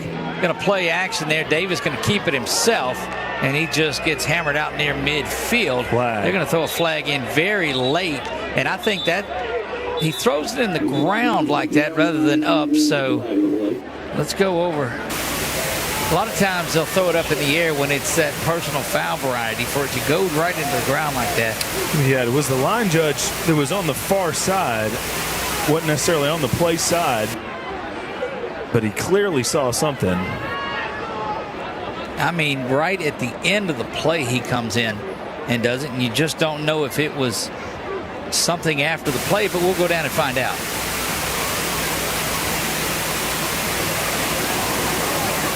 Dead ball, personal foul. Great hit on the defense. Number 11. 15-yard penalty, automatic first down. Jordan Oglesby whistled for the late hit and the personal foul, and Coach Ben's going to take a timeout, it looks like. We'll see. Or he may just be getting the official over there. No, he does want a timeout for his defense, and they'll take it. We'll take it with them and be right back. You're watching LCU Wildcat football right here on 446 Sports.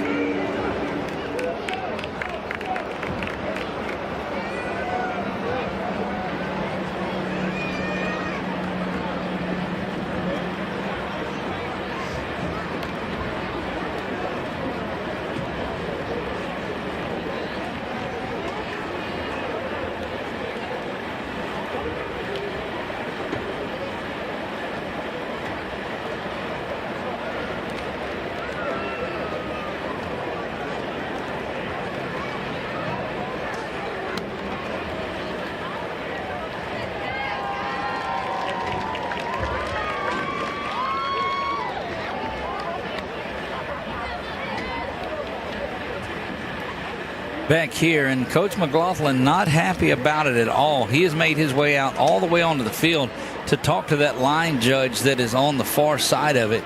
And just going out there, it looked like to get a little bit of clarification, perhaps.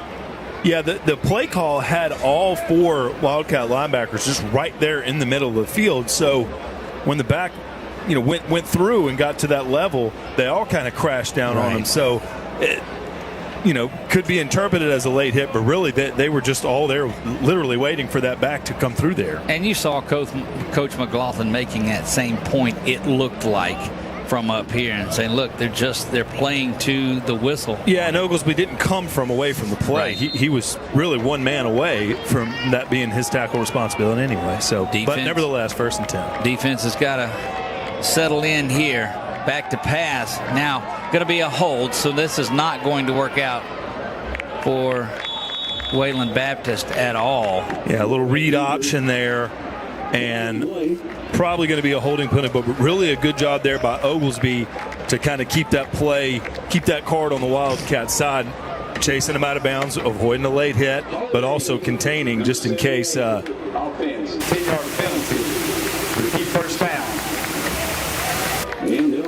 You know, and I've heard a lot of folks talk about holding being objective because you could call it on just about every play that's out there. And so which point do you want to do it after a late hit was called? I don't want to speculate any at all, but nearing offsides, free play for Wayland Baptist, going up and getting it. And what a tremendous catch on the far side by number 11, who just goes up and takes Jackson. that one away. Jamar Jackson. Yeah, Jamari Jackson out of Houston, Texas, 5'11", 180, and just went up and got it. Yeah, had in coverage for LC was Jason Coleman Jr., freshman from Lafayette High School. But yeah, to your point though about holding, Doug, these, it's a subjective call. There's probably some art to go along with the science of it. Well, they pick up everything there and get the first down after being 2nd and 20. But that's one of those things that those officials spend a lot of time meeting about, planning for, and understanding how they're going to call that particular call during a game, especially with read option or things like this where there's some nuances to those blocks. Exactly. Handoff there to Ford, and the Cats are right on top of that. Big work inside. Yeah, Jonathan Moore-Leday out of Lafayette Christian made it happen for LCU's defense right there, busted that play up from the get-go. Really good job by him to break through initially. Also in there, number 20, Lyric Hawkins. If you'll remember, he's the one that picked it up and took it to the house last week. See if he can do it again. I'll take it. Right, 2nd down and 15 now. Back to pass. That one tipped. Good job inside there. As it was knocked away by Jordan Oglesby, so he gets in there and just puts a hand on it. Yeah, 3 wide pre-snap, moved the 4th man in motion over to that side, so all the action was over there. LCU defense able to just swarm that side of the field, shut it down. 3 to the near side, 1 to the top. Shotgun formation where the Pioneers have been the entire way. Both squads have. Trying to draw LC off again, and this time they'll look to the sideline. We're under 10 minutes now to go until halftime. 9:50 remaining in the first half. Play clock winding down to 3, now 2, but they get it off. Screen passes there, and it's been effective for them. This time not so much, and the Cats read that like a book. Yeah, I think you nailed it right there, Doug. Defensively, James Wood on the call there. I think they were looking for that play because they kept all of their linebackers on that side of the line of scrimmage, and they were ready for it 100%. 4th down and 12, and it looks like they will go for it from here. They've converted a 3rd and 20 earlier. Yeah, that's a down where you want to pin your ears back and try to blitz an extra man or two, but really good discipline by defense there to stay home. Well, the Cats really close still within about 8 yards of the ball, and the timeout is going to be taken. I don't think the coaching staff from Wayland Baptist like what they see. Yeah, had the formation flip. Ball's over on the left hash mark, so they moved the trips formation over to the right, and play clock running down there after the dead ball, after the tackle ran out of time. And 4th and long, you're maybe just a hair out of field goal range depending on who's in your special teams room, but this is typically where a pooch punt's probably going to be tough to pull off. Field goal is going to be a challenge as well. So after a really nice play call, really nice execution on 3rd down for the Wildcat defense, fantastic opportunity to show up here on 4th and long. Indeed it is. So here we go, the Cats with another opportunity, and this is one of those that it wouldn't surprise me if they go in there and change up based on what the Cats did. If maybe you snap, I don't think you pooch kick. I don't think anything in here. They're shooting for it. Maybe you get an opportunity to get a penalty down the field on something, on a fade or whatever it is. So got a kicker out now. Actually, they are. They did bring them out. So, yeah, that changes everything. This one from 42 is where it's set to go from. Snap is back. It's high, but a good job. That one is going to be up, and it right in the net and is good. 14-10.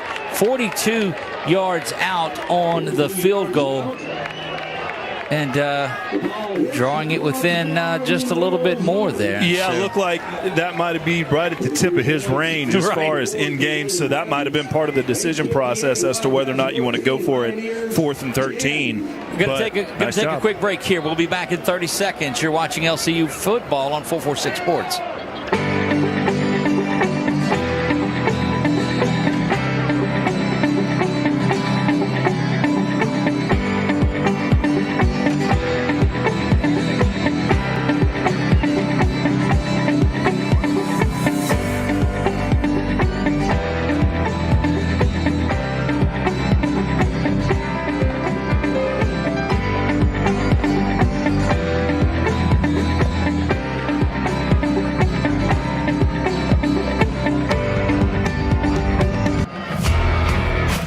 To celebrating back here, almost there we are, and we're back here, Wildcat Stadium. Wildcats put up 14 in the first quarter, and quickly into the second quarter, Wayland Baptist answers with a touchdown and now a field goal. So we're just 6 minutes into this thing, and Wayland Baptist right back in it. That one is high and short. D-Dub's going to have it at the 10-yard line. He'll quickly get the legs going and burst forward to the 30, continuing to grind those legs out to the 33-yard line. Marius Davis with a nice block there on the right side, and I really would like to see LCU go with that tempo that they showed in the first quarter. It's kind of been a tale of two quarters as far as momentum goes. Got to keep pace in the first half so you have your entire playbook in the second half. If they can go tempo here and get a quick score, PAT, they'll be right back in the driver's seat at home. Absolutely, and that's what they want to do. You just, again, have not had a real productive play since that 35-yard touchdown run from Cunningham back, midway through that first quarter when you said, okay, they got a chance to go down there, go up 21-0, and now it's a 4-point game. Motion by E.J. Scott to the top. Play action. They're going to go just off the side to Davis. Davis cutting to the outside, making things happen. And we'll be out after a pickup of, I guess, give him 8. Pre-snap motion made that play. E.J. Scott moving across the formation, had to take the linebacker out of his position, wanting to blitz or at least crash down on that side, but he had to cover number 4 going across that. Opened it up perfectly for Davis. This time it's Cunningham off to the right side. Shifty run there, making a man miss, and he's going to be hammered down at about the 50. Bumped into his right tackle there, but able to stay on his feet, running behind J.D. Winans. Moving the chains, balls at midfield again. Here they go, Cats with their best drive since midway through the first period. Perkins got some time, steps up in a pocket that's collapsing. Just going to have to get to the outside and might want to think about sliding instead of taking on Daniel Mendieta right there. He says, look, I've taken Southland Conference tackles. This is nothing for me here in week 3. That's correct. Good job on the play call there to kind of mix up the tempo, and a good job by Perkins to keep the line of scrimmage where it's at. Hand off this side again behind that big offensive line that just seems to be chewing up blocks there. And your redshirt senior there, Xavier Jackson, with a nice block. And what does he do after play but help the running back right up for the next one? Well, and he's used to that. Handoff goes up the middle, fighting. It's going to be maybe a yard, but that's close enough where I've got to believe that Coach Ben will go for it there. You know, you talked about it. That's some old center and guard play out of Jackson because those linemen go and help the running backs up a lot. He does that, and we told you 4th down and 2. Big play in this one for the Cats now. So they bring in, it looks like it might be an extra offensive lineman. I did see Christian Arnett and Kennison Jefferson check in. That's a big set across the front line. Perkins calls for it. Handoff goes up the middle, and that offensive line does just what it needed to do. They're going to mark him shy of the 40, though, and that's not going to be enough for the first. Oh, now that is a stingy spot. Wow. That is a very difficult spot. Did not get any of the motion forward, and they mark it, goodness gracious, 6 inches shy of the down to make.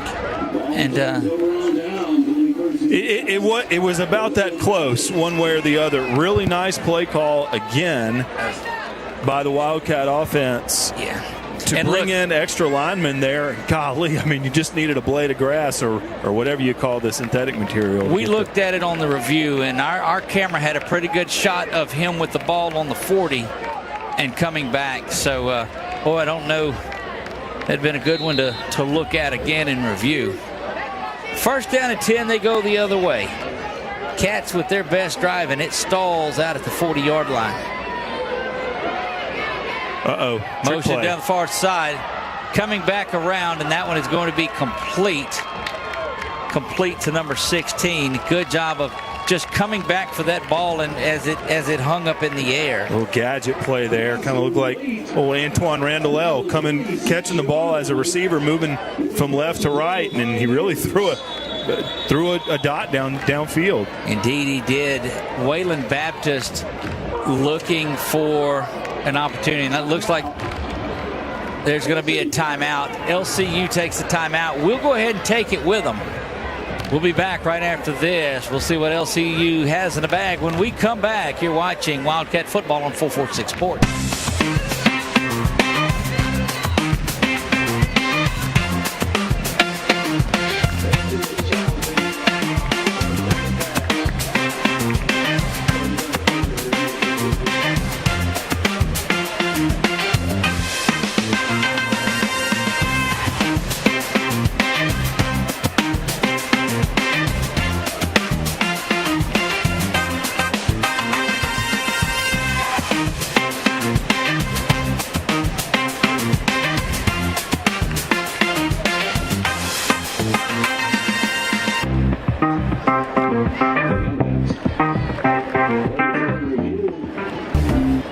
And we are back here. Looked like it wasn't a timeout, but it was a review. There's a challenge on there, and I'd like to see that one down here. Challenge. So the referees are checking out down on the end over there.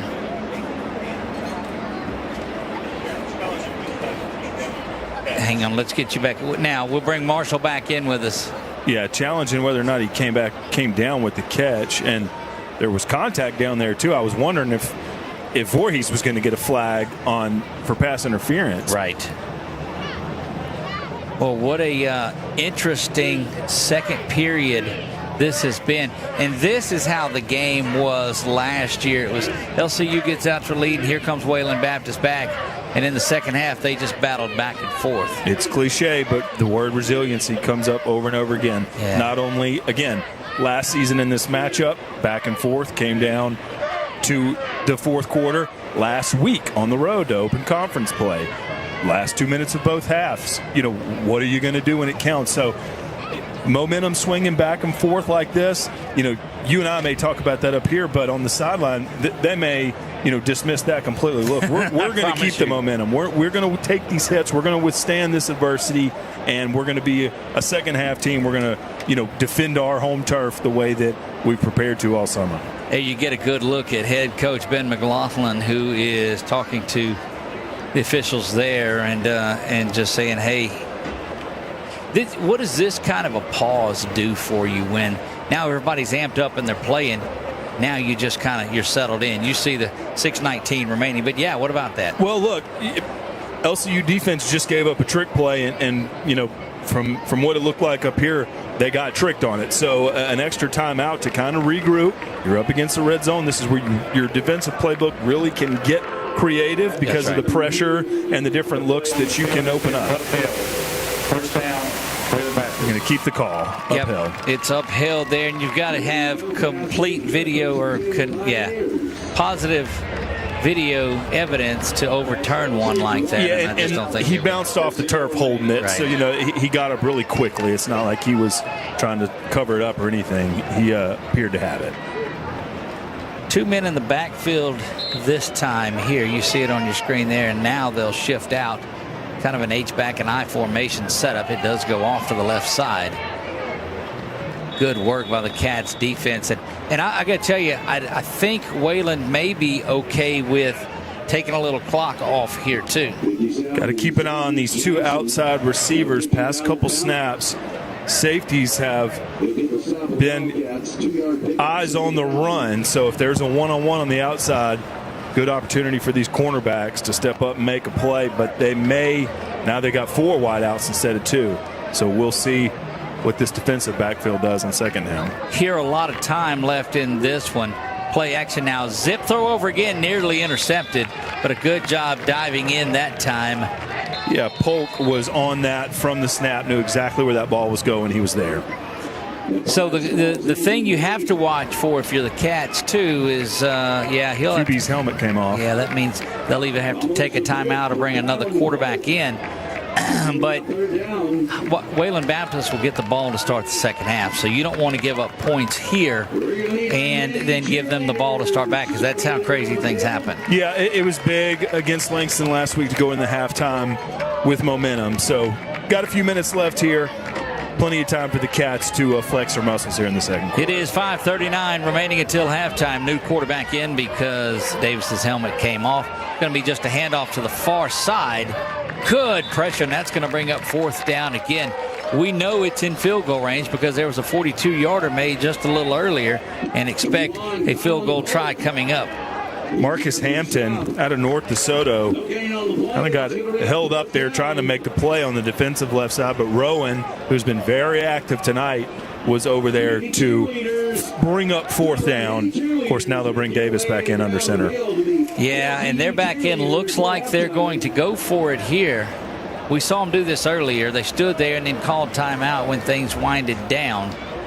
Yeah, and this would be just about a 42-yard field goal again, so this is a deja vu. But they're out to go for it here unless they're trying to draw the Cats off. They don't. They snap. Back to pass, trying to go get all of it right here. And good pressure on the quarterback as he goes down in a heap. No flags. You really have to be careful on that. And isn't it a sad, you're starting to look around. Okay, quarterback position on the ground. No flags there. You look out here, the ball, though. Pressure defense, and Marshall, you talked about it earlier. The Cats and Coach James Wood will dial up some defensive pressure and come get them, and they did it again there too. Yeah, 3-4, it's all about what those linebackers are going to do to be the X factor in that play, whether it's what their assignment is, but also how they execute it. I don't think the receivers and quarterback were in sync there for the Pioneers, but pressure from the linebackers sped up that play, and you got to get the ball 30 yards. That's tough. You absolutely have to do something to get some points on the board here. There's a handoff off to the right side. A little bit of a stutter step, digging around and going to be down, and that is new running back in for the Cats. Nice block by J.D. Winans. He comes up a little bit gingerly on what looks like one of his ankles, but he made a nice block there to make room. Jatarius Johnson in there now at running back. Goes and gets another one this time. Looks to the outside. Cuts back to the middle and looks for somebody to hit out at the 47-yard line. Big time work. Boy, and once again, gosh, Xavier Jackson made the block in the backfield to spring that play. Pulled back and went to the weak side. Got the backside block there.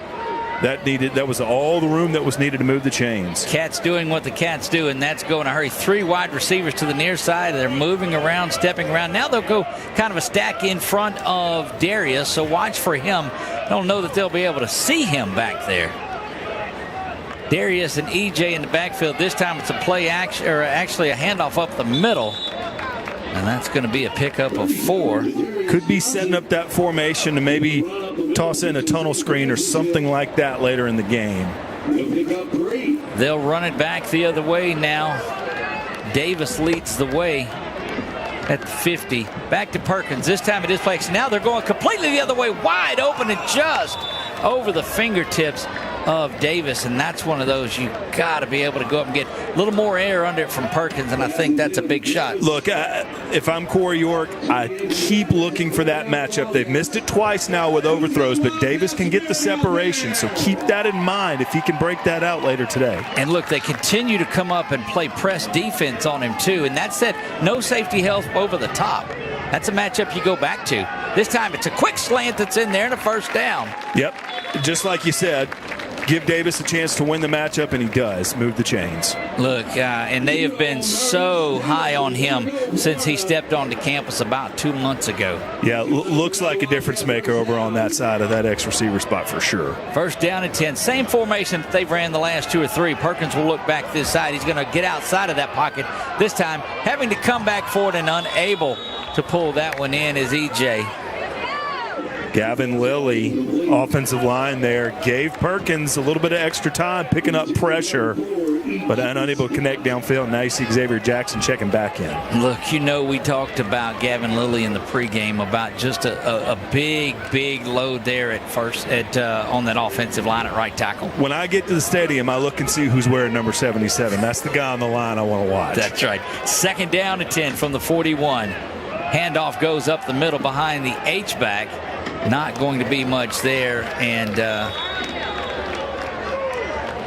Johnson looks like still in there. We'll see. Yep, that is Terrius Johnson. So giving Cunningham a little bit of a rest. This is about where we saw Mosby last game, but I haven't seen him in there today. He's kind of a third or fourth option. 2:46 remaining until halftime. Cats trying to use up every bit of this clock and finish off with some points. Yeah, keep an eye out on this trio of receivers bunched up over here. Snap is back. Perkins has it. He's rolling to the near side now. Going to dump this one off. Too tall to call over the hands of E.J. Scott at the 30, and that's going to bring up fourth down. Christian Gautreaux picked up the pressure on the blind side. Again, gave Perkins the time he needed, but needs to keep looking down that way. But again, you keep putting that talent over there, stacking them up. Eventually, the right play call can break one of them loose. Get a look at Bryce Perkins there, and Johnson in the backfield with him getting the play in. It is fourth down, and certainly from here you go for it. Yeah, no way that a field goal is going to be in range. Pooch punt will be tough. Let's see if they can convert. And two and a half to go. Your defense has been solid. Let's go down there and try to get something going. Perkins will look over the defensive line. He brings a man in motion now is Johnson. Empty backfield. Going on the slant again. It's caught. EJ's got it to the 20. Now cuts back inside the 20 to the 18-yard line goes. Yeah, patiently. E.J. Scott. Moved the unbalanced wide receivers, went with a 2-2 set that time. Gave E.J. Scott the room he needed over the middle. That's a brave route, and he made it happen. Well, that young man just continues to play like a champion. Had, 275 in a game last year. In this game, if you'll recall, he goes and sets the Wildcat record, 275 yards receiving in a game. Looked like that was Brooks, the freshman, that may have got the carry there. Timeout on the field. We'll take it with them. That's a 2-minute timeout. We'll take it and be right back. You are watching Sooner Athletic Conference football right here on 446 Sports. Are home problems turning your life upside down? Trust Southern Air Cooling, Heating, and Plumbing to save the day. From keeping you comfortable to plumbing repairs and even generators, we do it all. Southern Air Cooling, Heating, and Plumbing, your one-stop solution for AC, plumbing, and generators. If you need us to save the day for you, call Southern Air Cooling, Heating, and Plumbing or visit us online at southernairnow.com.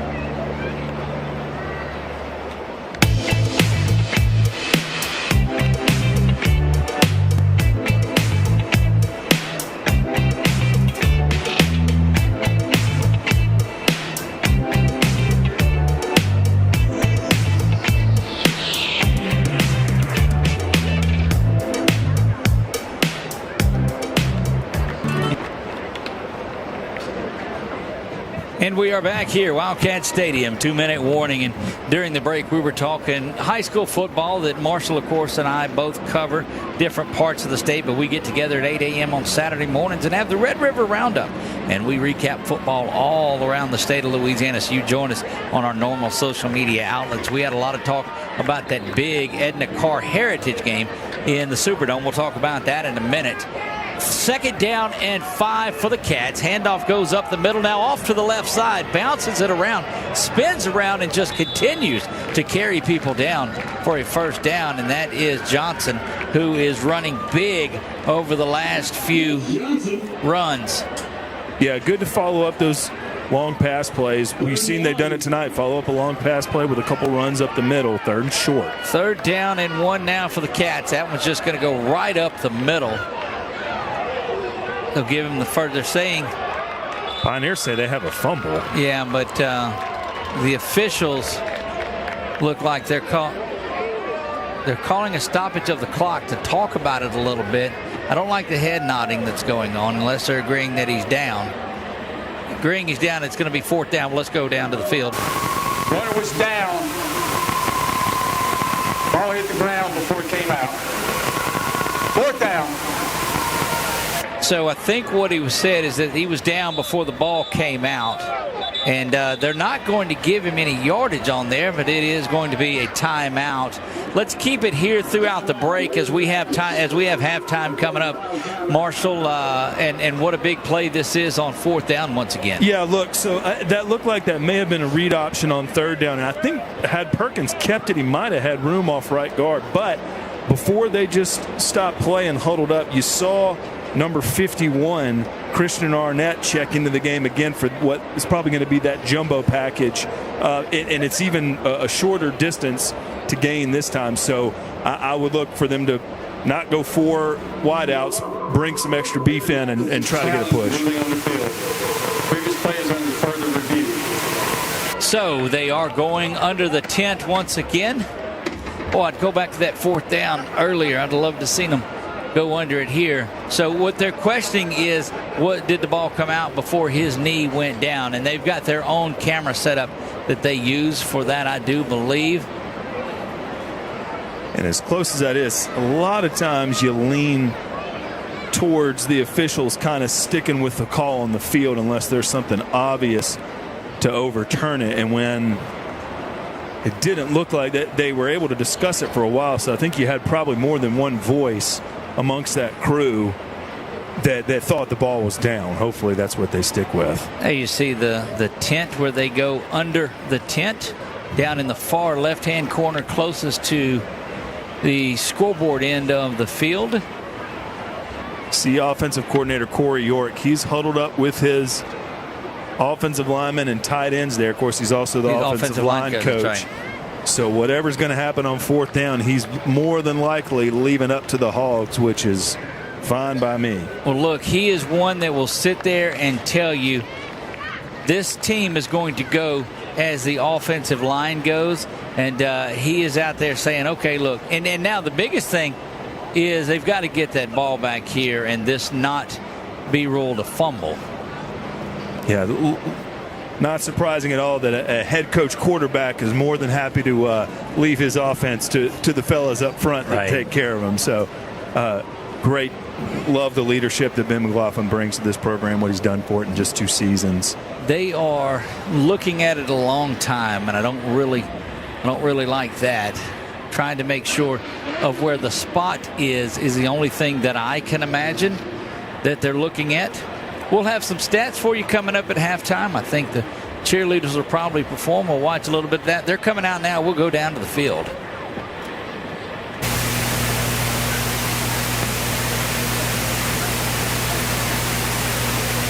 There you get a good look inside at the man that'll make the decision on it or relay the decision that's already been made.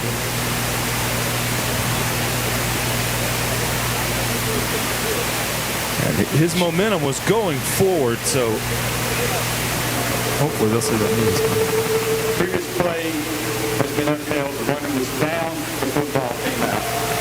3rd down. There you go. So it'll be 4th down. I think he made. One challenge. They have no more challenges for the game. So there, you heard him after we had turned it off. And this is one of those that Coach Corey York says, all right, let's get in here. Let's let's exercise our force right here and go get it. Big number 99 in there, or 89. That is Jackson set to block. Yeah, they got 7 offensive linemen. Handoff is going to go up the middle and into the end zone. Touchdown. Jatarius Davis goes in there and gets that one. My goodness, Jatarius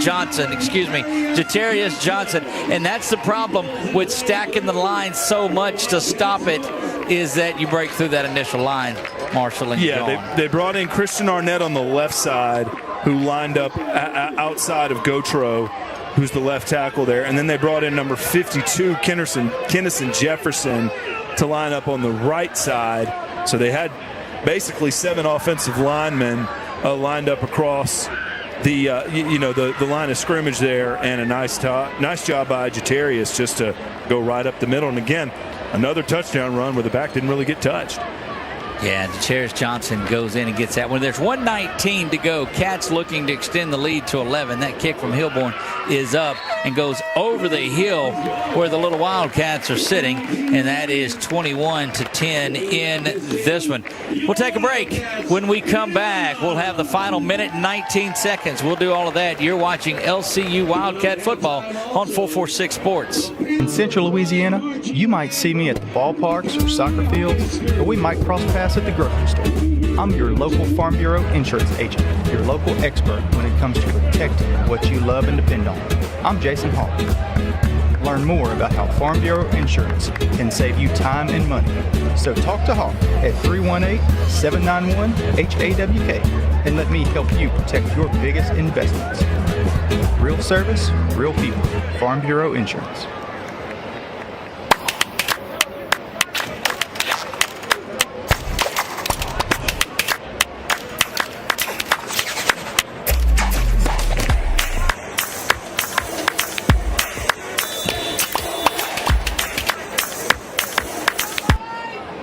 And we are back here getting ready for the kickoff. Minute 19 to go until halftime. The Cats have a big stop, and then they march down the field. And that ball is fair caught at the 9, so it'll come on out. Good job not to allow any time to go off at all.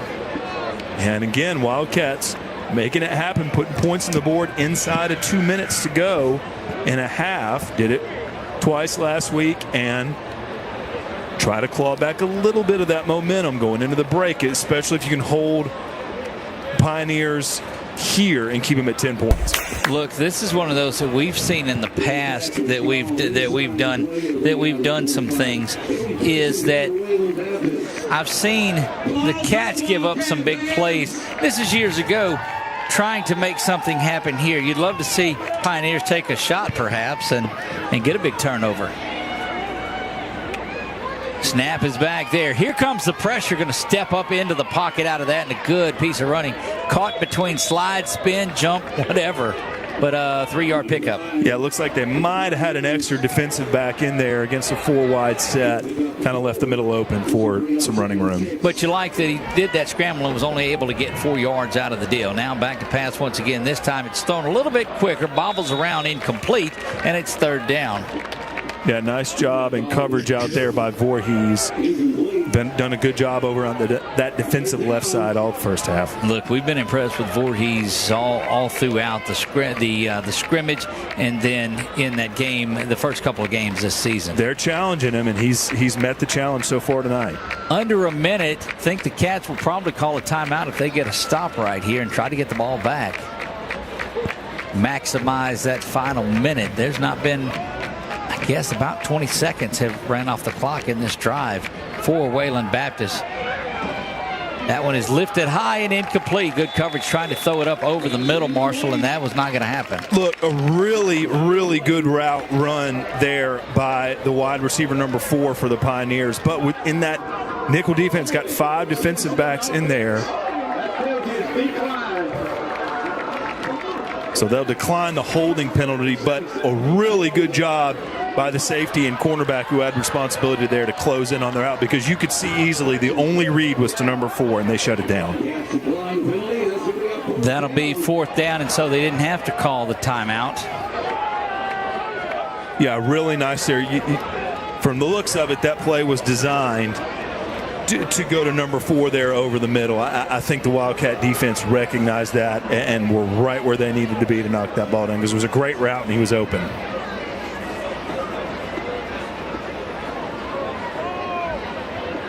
Back on to punt now. Washington, the lone returner. That ball is snapped high. They're going to call a timeout prior to that, and I don't know that I've ever seen icing the punter before, but I don't think that's what they were doing. They don't call this the game of the week for nothing, Doug. Exactly right.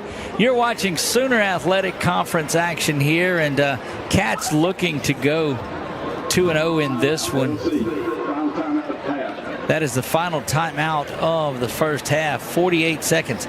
It's been a lengthy first half here.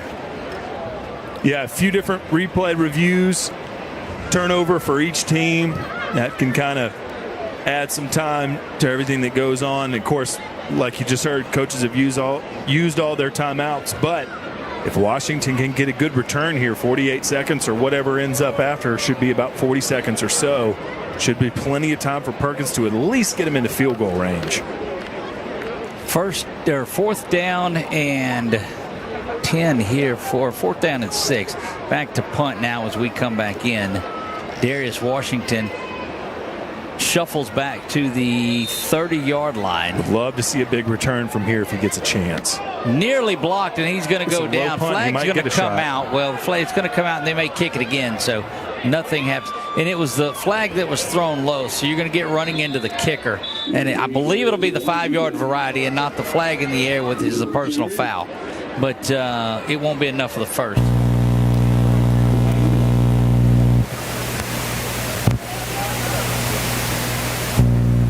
If you're Wayland Baptist, you certainly think about taking this, because you run some clock off and kick it again. Or you may just be able to take it to the break with the ball in your hands anyway. I don't think it's going to give them the first. And that's what they're over discussing. It's going to be 4th and 1. It may be an opportunity. Surely they don't go for it from there. Well, if they did, yeah, you're right. A lot of discussion about this 5 yards. We'll turn it over to the White Hat.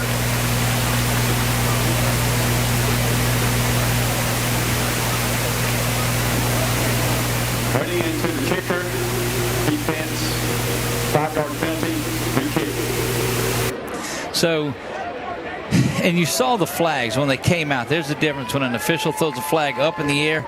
That's the personal foul variety. When he throws it along the ground, generally it's the running into the kicker part of it. But now it's made it 4th and 1. When you draw the Cats offside, you have a lot of other things come into play from right here, and you have no room for the Wildcats for error. Yeah, a returnable punt on the previous effort. See if Washington gets a chance again. He's lined up at about the same spot. Low snap this time. Cats clear out of there, and this is a low kick. Going to bounce around and head back. D-double pick that one up. Try to make the first man miss, and does. Second man trying to get down the sideline and out of bounds at the 37-yard line. The Cats left 24 seconds to go. Flag. And another flag comes in. This one, I believe, came in after the play. It was nowhere near the play. Looks like it'll be post-possession. If it's against the Cats, you certainly expect them just to go on to the break.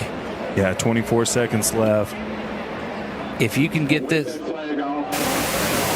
They're waving it off. You hear them wave the flag off. So the Wildcats will have it 1st down and 10 from the 34-yard line. You try to just maybe bust a draw or a screen right here, get some yardage out of it, and maybe see if Davis can pull one more one-on-one win out of his sock here in the first half. You got to believe they're not going to go. Surely they don't go man coverage here on Davis, because this is one, and that's what it's shaping up to be on the far side.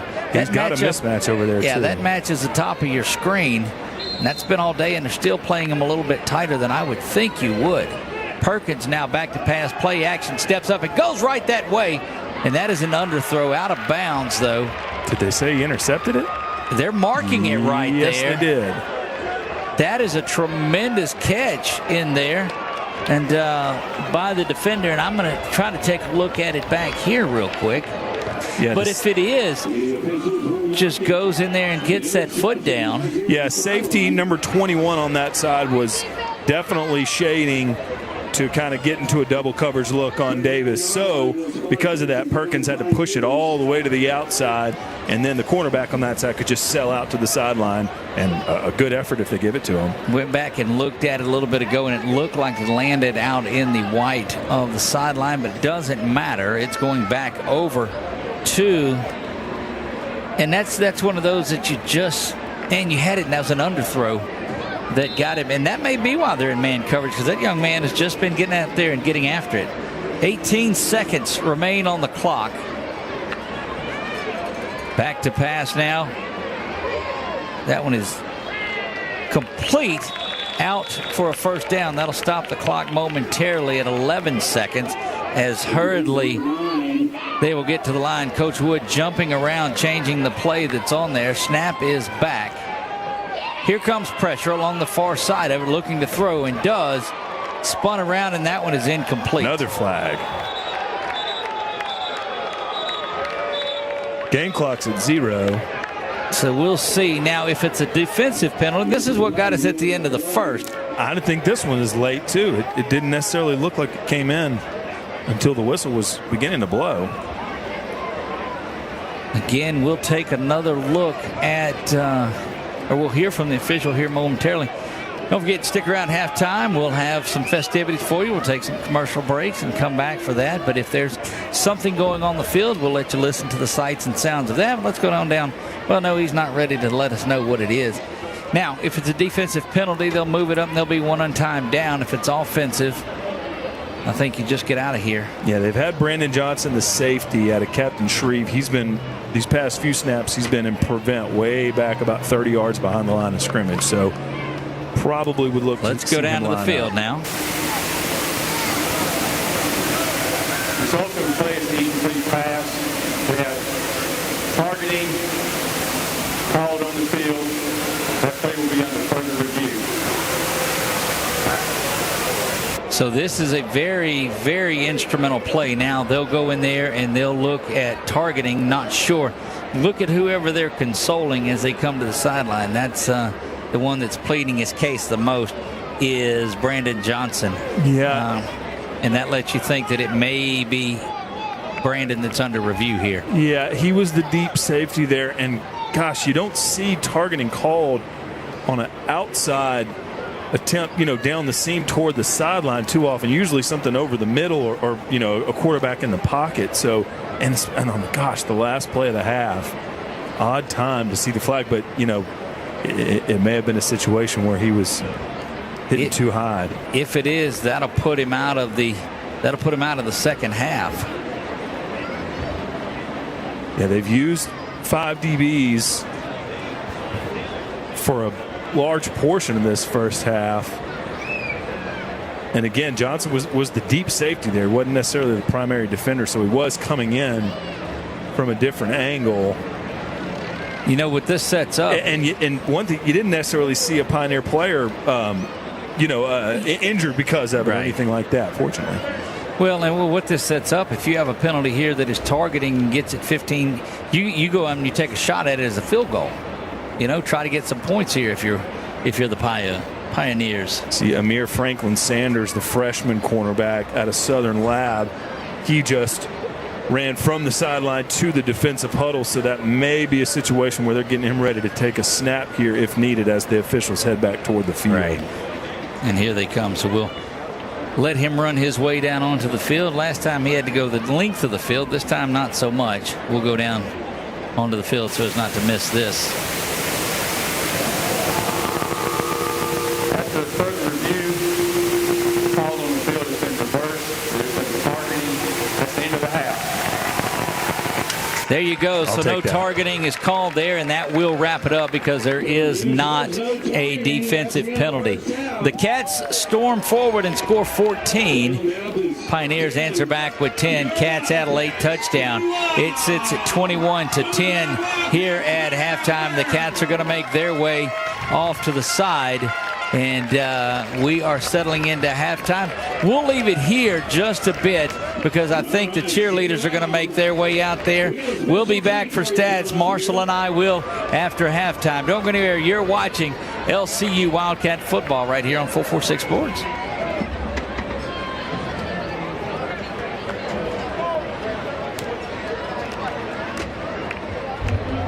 There's a reason why more of your friends and neighbors talk about their cataract surgery at Wallace Eye Associates. They know our tradition of eye excellence spans decades. They also know how committed we are to our local community. If you're ready to have your vision restored through modern cataract surgery, call us to schedule your annual cataract evaluation. When it's time for cataract surgery, there's only one team, one focus, your vision. Wallace Eye Associates. Wildcats here with Coach Stephanie Graham. And this evening, they brought some special guests with them.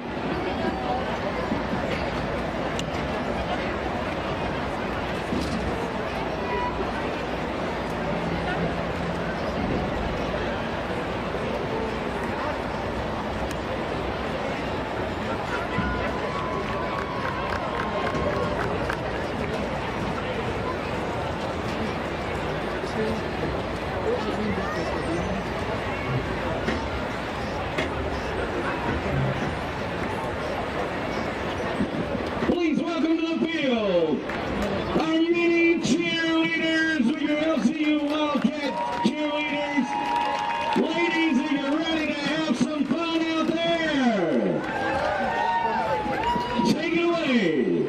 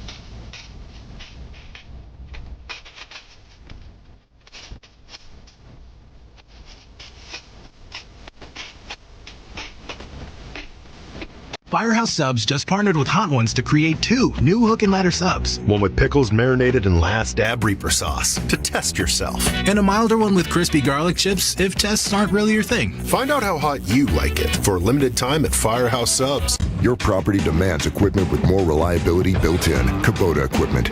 Right now, bring home select Kubota equipment with 0% financing available or save up to $2,500. Find a dealer near you at LouisianaKubotaDealers.com.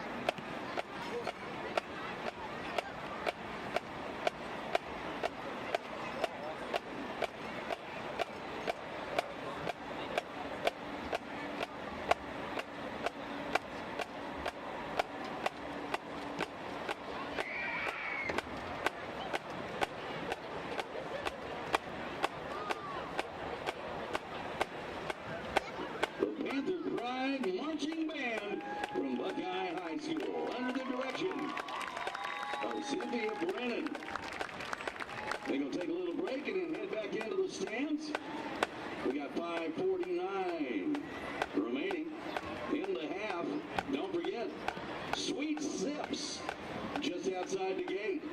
Yes, indeed. And we are back. It is halftime here. What a great job. You know, what we like so much is the cheerleaders putting on their camps and bringing the many cheerleaders out, the younger ladies getting exposed to the campus here, and then the band that gets out there and goes.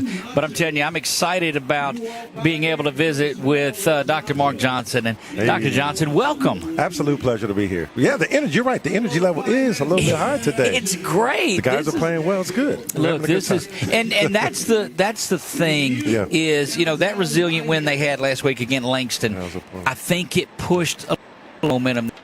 Yeah. You know, we were in the lunchroom together, so, you know, since our families eat on campus, we get a chance to see the guys up close and personal, and they go, that was a good win. And that kind of carried that momentum through the week, through practice, and, of course, today in the game. Well, we were able to visit with them out in Langston after the game, you know, all of them. But I moved back to the first of the game, and I went to get some video of them prior to the game when they're getting off the bus. Everybody that I talk to in practices, they're high-fiving, they're having a good time. They get off the bus, nobody says a word to me. They just walk in. They were there on business, and it shows. Yeah, it's locked in. I mean, I think it's been interesting because you see what's happening. I mean, when they first came here, 5 o'clock in the morning, they're up here running the stadium stairs. They're down there doing everything because you could tell there was a different kind of intensity that they were out to prove something. And I feel that with the freshman class this year, and you bring that together with those seniors, it makes it special. Look, and he's got so many younger players that are playing, these freshmen and sophomores. But he told me, he said, Doug, he said, these are 19 and 20-year-old men.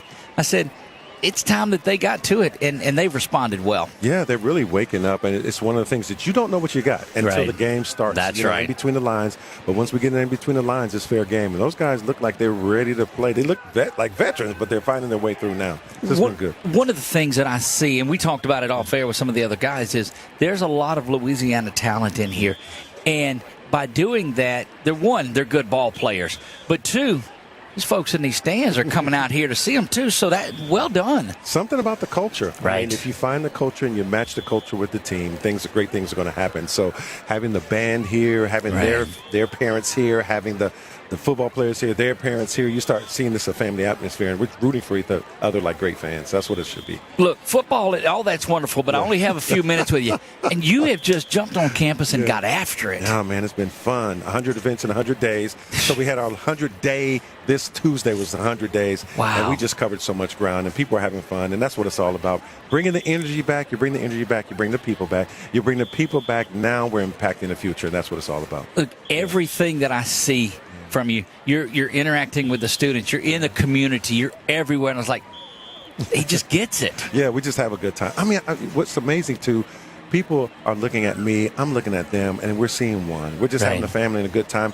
We're bringing out the best in each other, and I think that's how you turn a program around, you turn a school around, and then ultimately you turn a community around as well. That's what it's all about. Look, and this community is chomping at the bits to get behind this school and to get it going. The view that's here on a home game as you're looking at the expressway as the sun goes down over there, I mean, that's second to none. Central Louisiana, let's put that in perspective. We're spending time with different businesses and leaders and groups and everyone else. They're really rooting for us, and we're rooting for them. And ultimately, if we do our part, they do their part, Central Louisiana rises, and then at the end of the day, the students get blessed, and that's what we're all about. So it's been fun. All right, so a couple of in your first 100 days, what are a couple of things that have jumped out to you? One of the biggest things that jumped out to me when I think about the whole 100 days is how people have been waiting to have fun again, particularly on this campus, having a good time. And then I think what happens is they see the fun happening and the joy happening, then they're coming back and be a part of it. And so we're really trying to do that. That's been the best part about it as well. Yeah. How big of a decision was it when you sat down with your family, you prayed over it, you're like, LC's it. We're going to LCU. This is it. I think the moment we set foot on campus and got a chance to see the community, we didn't know who we were praying for. So we were just praying for people's faces who we didn't see. But once we saw their faces, then it became alive for us. So it was one of those moments, leaving New Orleans, coming here. New Orleans 7 years, Cleveland, Ohio, lifetime. So now they call me a Yankee. I'm a Yankee back. I said, when do I lose the tag, man? Right. And they said, no, sir. You don't. You don't. I kid her. But I'm having a blast here, and it's been a wonderful time meeting everybody. It's been awesome. Look, we are so thrilled that you were able to join us here at halftime and looking forward to it. There's a spot in the booth anytime you want. That's for sure. What do we look for in the next 100 days? What can we see? You know what? It's been assessing the first 100 days. Right. The next 100 days is let's get the plan together. Yeah. And so we got all the stakeholders in place, faculty, staff, community leaders, everyone pouring into a strategy that we can build in order to push LC forward. So we're excited about that. Right. Notice I call it LC. Yes, that's correct. LC, I understand. LC, I love Louisiana Christian or Louisiana College, whichever way. Let me tell you, I love it. Look at midfield. Come on, man. Are you kidding me? That's still there. So we brought the logo back, kept everything.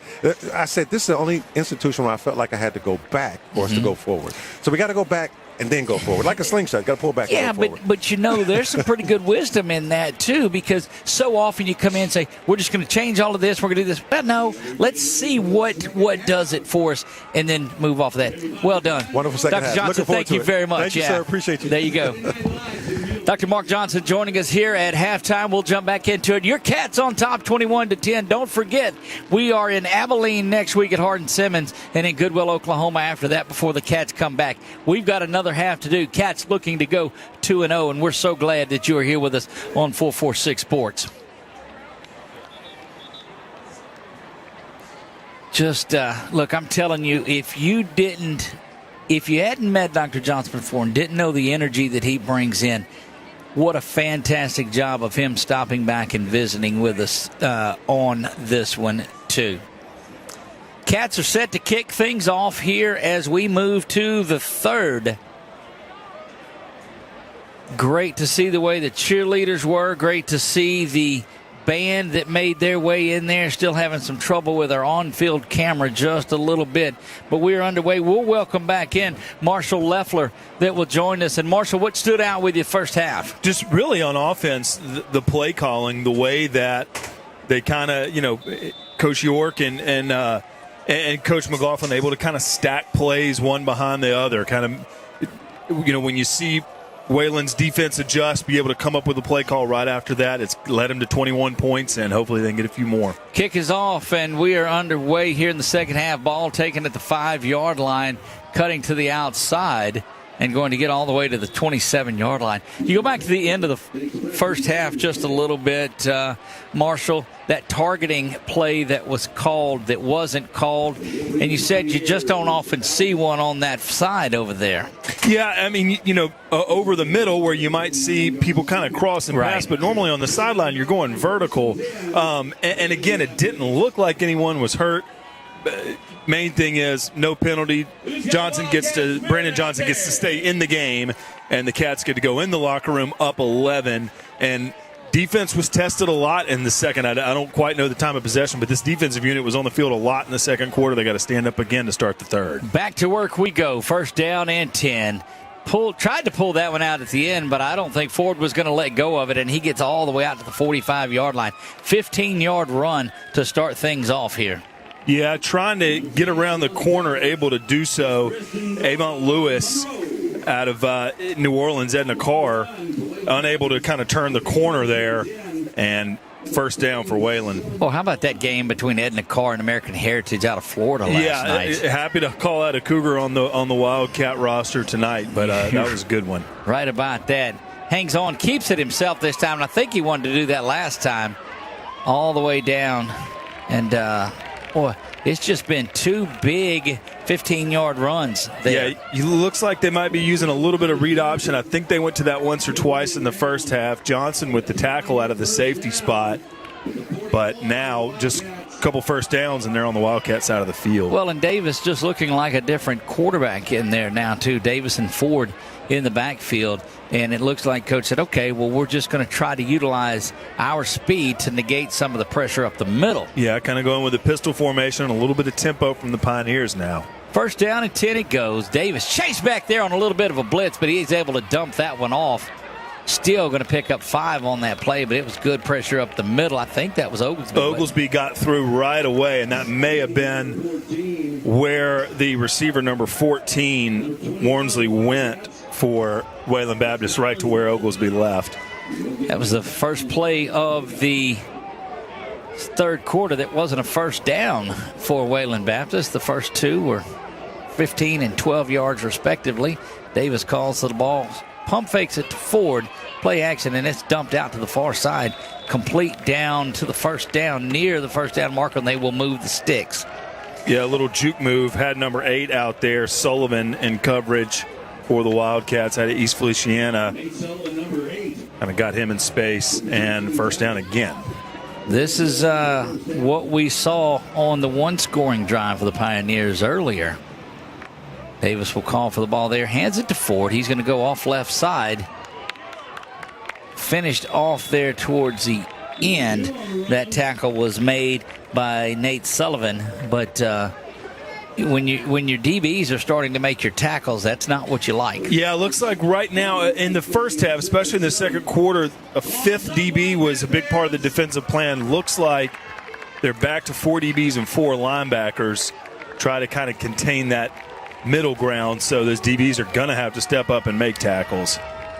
We'll do it here. 2nd down and 8. Big motion coming. Ford goes right off tackle there and stays on his feet, bangs around for another 5-yard gain, make it 3rd down and 3. Yeah, Coach Woods D still in man coverage there.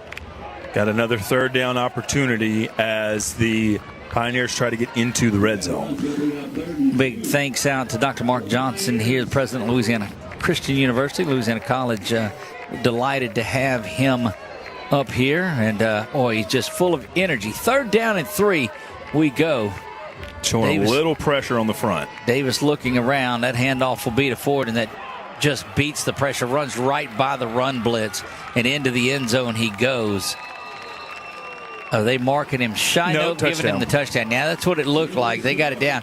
But that was just a tremendous drive by the Wayland Baptist Pioneers to start the second half. Yeah, like you said pregame, Doug, Damon Ford's going to be the workhorse for this offense, and when they need yards, that's kind of where they've gone. Wildcat linebackers play in the middle there, not showing pressure really on any snaps this drive, but regardless, Ford and a couple of the other skill position players able to get in that second level, and they really marched down the field easily there to start the 3rd. Snap is back. Kick is up, and it is good.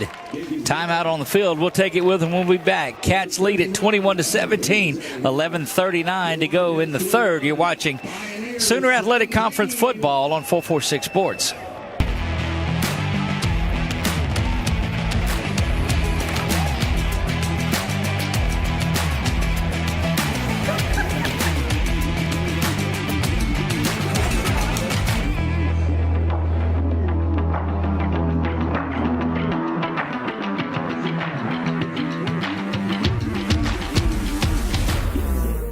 Discover golf like never before at Links on the Bayou, Central Louisiana's hidden gem. Welcome to a golf experience like no other. Our Links-style design sets the stage for an exciting and unique adventure. 5 distinct tee boxes cater to every skill level, ensuring a game that's perfect for you. And when you're ready to refuel, head to Becky's Bunker Club for dining with a view and gear up in our pro shop. Ready to elevate your golfing experience? Tee off at Links on the Bayou today. Links on the Bayou, redefining the way you enjoy golf. Yeah, and we're back here, set to kick this one off. 11:39 to go here, and the gap is closed to just 4. Kick is up there. It's high once again. Washington will come up and get it there at the 15-yard line this time. Has to cut back to the middle, and he'll be spun around and dropped at the 35, and that's where your Cats will take over. 1st down and 10. Really good job by Washington to kind of recognize the lane there. Took exactly the space that he had in front of him. And the Wildcats have continually been able to start the ball out around the 30 or beyond, so that's good. Looking back at that first half, some stats. Dalen Cunningham led the rushers.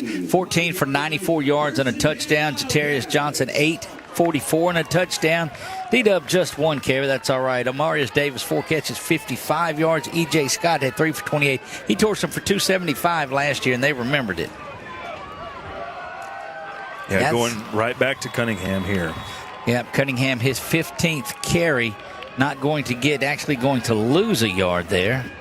And we'll have to see if there's any decisions made by Perkins to keep it on some of those mesh plays, because he does have a little bit of space around the right side. He's going to keep that one, pull it back, and try to go over on the slant. It's in and out of the hands and should have been picked off.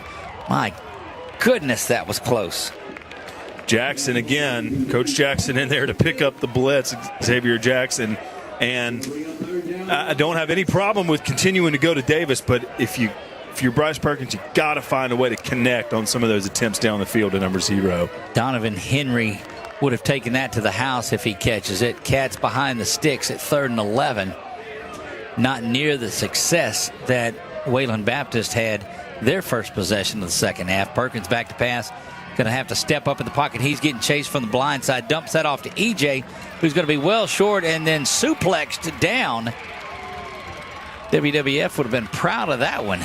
Again, nice job by Jackson picking up blindside pressure. You can see on offense, Coach McLaughlin and the OC, Corey York, are very close by one another. So when they kind of turn over out of the pre-snap, they're getting signals for both of them. And just coming up a few yards short with Scott trying to make some men miss with some yards after the catch. It's what you do on 3rd down a lot. Put it in your playmaker's hands. Let them try to get free, but not quite able to get to the sticks. Wayland Baptist did exactly what they needed to do coming out. Good plan. They got out there, got a score, and now nearly blocked that one, but a tremendous punt.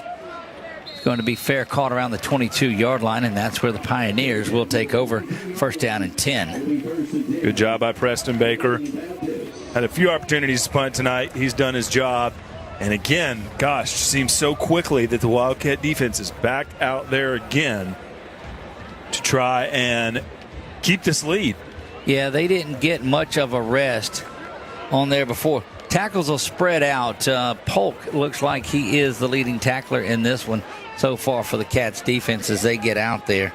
He leads the way with 5 total tackles, 4 overall, but he's going to have to get this Cat defense fired up to come back out and settle in. 1st down and 10 from the 22-yard line they go. Davis calls for it. In the backfield, bouncing off. It got to be tackled. You had him stop for 3 yards, and now he goes out and gets a 17, 18-yard carry. And that's just big running by Horace. Kimadre Horace. Yeah, number 99 ended up making the tackle, Marion Jackson, but that was who was in the backfield initially. So good for him to stick with the play, but like to make that stop in the backfield if you can.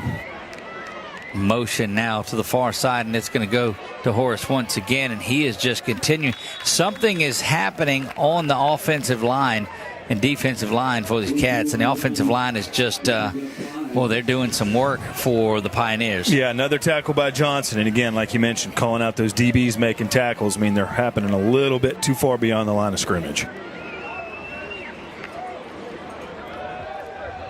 Quick throw over here to the near side is complete.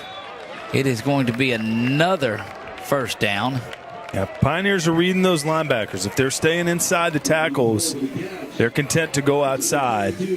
And once they do have that space in the middle, if they do vacate that spot right behind the nose guard, Wayland Baptist doing a good job of attacking there as well. So Pioneers. Kind of been a battle of play calls tonight. Yeah, Pioneers back at midfield again. They've spent the bulk of this second half, the first 6.5 minutes or so of it, inside LCU territory. And 2 men in the backfield with him this time. Handoff is going to be once again there, and just tackling has been a little bit ugly. Kimadre Horace unable to get going from that one, but he does pick up a yard. Marcus Hampton made the stop on defense. They had a tight end over on that side for that snap that they had brought in for the previous huddle. So, but really, you've got to make the initial hit on that side. That's where you got the play bottled up. Gain of 1. First real big stop on a 1st down play. 2nd down and 9. Davis will call for the ball, pulls it back quickly and dumps over an easy pass and just spun out of out of pressure and down to the 30, and another defensive back tackle. Yeah, Cats have got to start winning some of these one-on-one matchups. Jason Coleman Jr. out of Lafayette High School and coverage out there, but it's going to come down to one-on-ones a lot of times in sports, and you've got to win yours. This half, the first 7.5, we're halfway home in the third, and it's been all Pioneers in this one looking to take what could be their first lead of the game. There's a big stunt and tackle and just hanging on. That's Oglesby that goes in there and gets that. Marcus Hampton was in on there as well, but that's the kind of initial hit that you want to see from your defenders. That was a really nice job by Hampton and Oglesby. Well, this is the first time in the second half that the Pioneers have been behind the sticks, too. And so we'll see what they're able to do defensively. That was a good tackle at the point of contact. Davis sends a man in motion, empties out the backfield, and will dump it back to Horace there. And he is unable to back out of that one as a gang of Wildcat tacklers come up and get him. Yeah, Oglesby looked like he was in a bit of a spy position there, and he ended up making the stop. He was kind of had his eyes on number 22 and number 5 for the Pioneers, but a good job of awareness by him to just stay down and make the tackle there. Jonathan Moore-Leday and Brandon Johnson also in there. Nearly jumps offside and doesn't do it. Third down. And maybe give him 12. Third down and 12 on this one. Clock continues to run. Play clock at 13 and 12. We're at 6:28 on the game clock. They've got 4 wideouts again. That worked a little bit in the first half. Back to pass now is Davis. He's got all kinds of time, and it could be from that hold that is going to be whistled. On the far side, a flag comes down, and so hold off on everything. There's a flag laying about the 36-yard line. Yeah, a lot of times when you see those 2-2 sets, they'll end up flooding one side of the field and throwing to the wider side. We'll go down on the field and see the call. Illegal formation. We meet a man in the backfield, number 77. 5-yard penalty. Repeat third down. Look, that's the worst time to have when 77's walking right behind him, and he says, well, who, me? Yeah, they got dinged for that in the first half as well, illegal formation right at pre-snap. So haven't really seen too much pressure from the linebacking core after those first few drives, but on third and long, curious to see what James Wood dials up. Got your safeties, within 10 yards here, and Wayland Baptist has 3 wideouts. Third down and 17 we go. Going to use motion again. Pioneers scrimmage at the 39. They've got to get to the 22. Motion, then back. Davis back to pass. Here comes pressure off the far side and in the hands, and that one is intercepted there. Good looking work. That's by Polk, I number believe. 21, Colin Polk, comes up and gets that one. Been the leader of that defensive backfield tonight, both making tackles and, again, really nice interception. Some good pressure. Wondering what they were going to do pre-snap. They brought a little bit of pressure. It was in the right time at the right spot.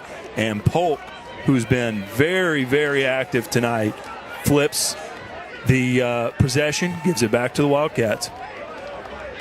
Well, that is the kind of defense that we saw from the Cats in Langston, able to just go over there and take one away. Needed that takeaway and got it. First INT thrown by Davis today.